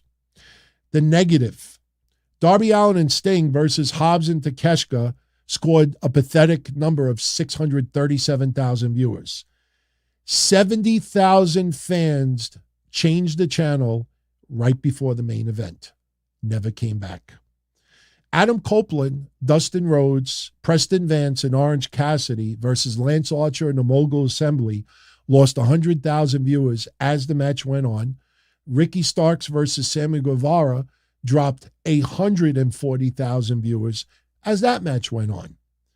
Without the Big Bang Theory lead-in, Dynamite's rating Wednesday was 772,000 viewers. So now, I leave you with this. 2 things. Shout out, who's this from Singapore? What kind of time difference in Singapore? Mighty Mighty. Oh, what's up, Mighty Mighty? I forgot you're in Singapore, man. Thank you very much for the 5 spot, my friend. I'm drinking coffee right now, but trust me, I've been into Nespresso lately. I'll definitely pick up some pods. Thank you very much, Mighty Mighty. Much love. He's tuning in all the way from Singapore. I don't know what the time difference is there. Don't super shout it. You can post it in the chat. I'll let everybody know if you're still around. But thank you, Mighty Mighty, for that. Much love. Much love. Let's show you this. Don't worry, for audio only, I will read it to you. I compiled this myself. This is the last 3 months of Dynamite ratings with the Big Bang lead-in, except for October 10th. Obviously, it was a Tuesday night, went up against NXT. Maybe Big Bang is on Tuesdays too. I don't know. But anyway, the last 3 months of Dynamite ratings, this is, you can verify this anywhere. And this is very important. It's not a big deal, but it just goes to show you some very subtle deception that people do. And then they'll act like, oh, I didn't realize it, until you catch them. For the last 3 months, Dynamite's ratings from October 10th to January 3rd, that's 3 months of ratings. This is what Dynamite scored. 609, 901, 774, 832, 804, 823, 845, 858, 823, 845, 782, 845, 801. That average comes out to 810,000 viewers. 810. That's with the Big Bang lead-in. Now, again, I don't ever do this. People charge memberships. I don't like to post, what people should be paying for.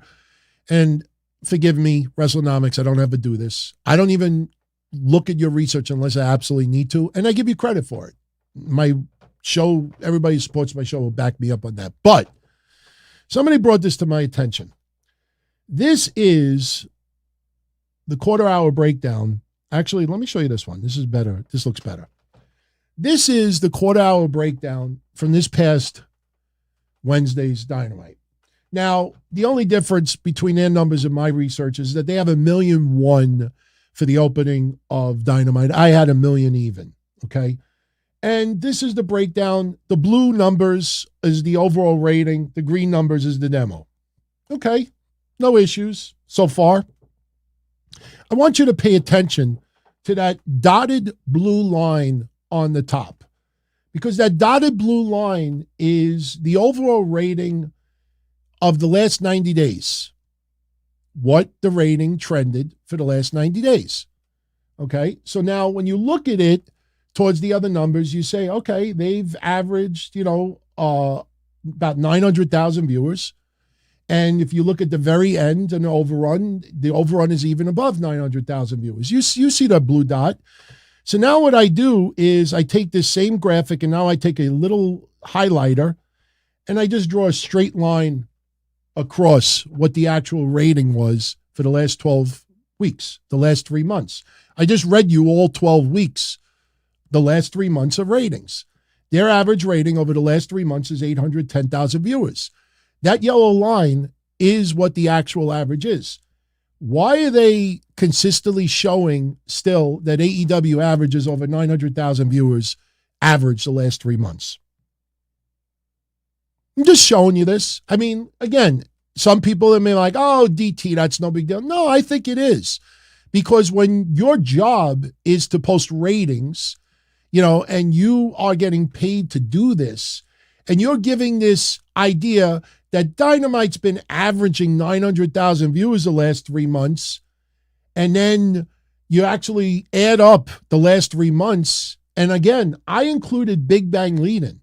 So nobody says to me, oh, well, DT, you left quarter one out of your numbers. No, the numbers I read you is the actual numbers. This is the actual ratings for Dynamite over the last 3 months.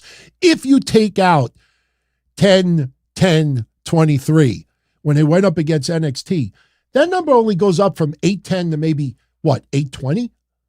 822?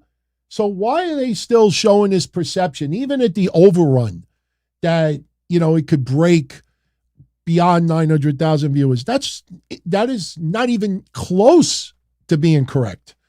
So you know what's going to happen, my friends? If I could add this up in 45 seconds and point this out, there's no excuse for stuff like this. But again, when you hear, and this is something Kevin and I are going to be talking about in a small segment on the 29th of January, we see and hear, people out there in the media world to get in the better graces of AEW and try to rub elbows and try to fit in and try to get, press credentials and try to go to media scrums and try to get free tickets and get likes and retweets and support and maybe even a little bit of fringe benefits out of it, that they will actually report news that they know is incorrect.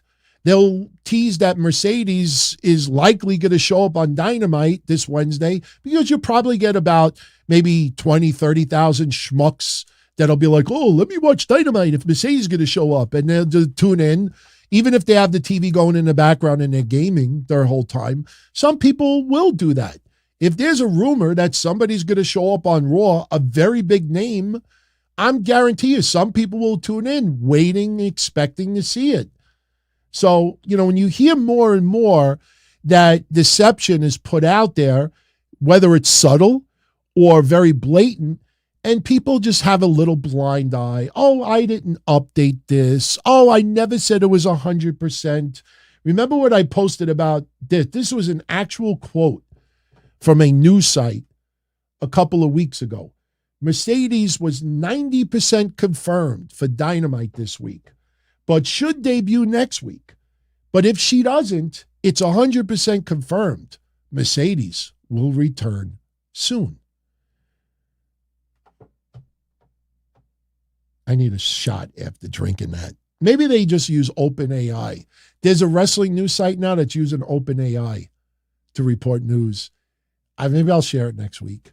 I didn't want to out them, but they use an OpenAI to describe some news. They'll put in a rumor and say, write this up as, a strong rumor, and it's OpenAI. It's pretty wild. I mean, I never thought it would get to that point this fast, but it has. So, guys, we're at 2.5 minutes. We're at 2.5 hours. I just want to thank each and every one of you again for your support. As I did last week, and I'm going to continue doing, I want to also include on the shows a special shout out to our members on Patreon that we call the head of the table. I know that phrase is overly used these days, but most of these names have been on our Patreon going back to 2017, 2018, and these are the ones who really, support us financially, unlike anyone else. They keep what I do and what Kev does alive. Everybody here as well. And remember this, most important before I get out of here. You do not have to pay us a dime to support us.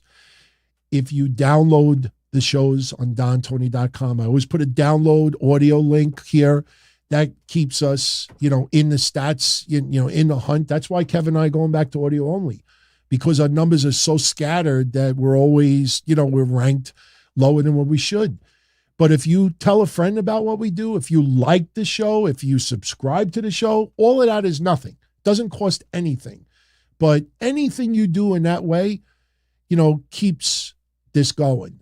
And, it's a beautiful thing to be able to still do this after all of these years. I have nothing but love for doing this stuff. There's no hate. There's no, I can't wait to fuck this person over. I can't. I will say this, though. If we do wrestling drama queens and pork and beans, we're going to address every drama bullshit out there. This person wants to call this person whatever. This person wants a feud with this person. This Jinder Mahal, Tony Khan, and any drama. And unfortunately, some people that I like fall into that. So we will definitely have to address people that we support as well. But that is right now in a little bit of discussion. Wrestling drama queens and pork and beans. So, Bobby says that the Rumble's a week away. Sasha was just at a WWE event with Bayley. He thinks that she'll be in Tampa. Look, there's a lot of legalities. She wants to keep the Monet brand. There's a lot of legal paperwork that goes with that. WWE and Mercedes, Sasha, are not going to say, all right, just handshake, show up at the Rumble, and we'll work it out. Doesn't work that way. There's so many legalese that she wants to keep her brand and she wants to have opportunities outside of WWE. WWE legally is not prepared for that. They may have someone exclusively working on her contract for all we know, but it's so soon. I don't see it happening. It could happen. Let me put it this way. The only reason why I don't see it happen is because of time.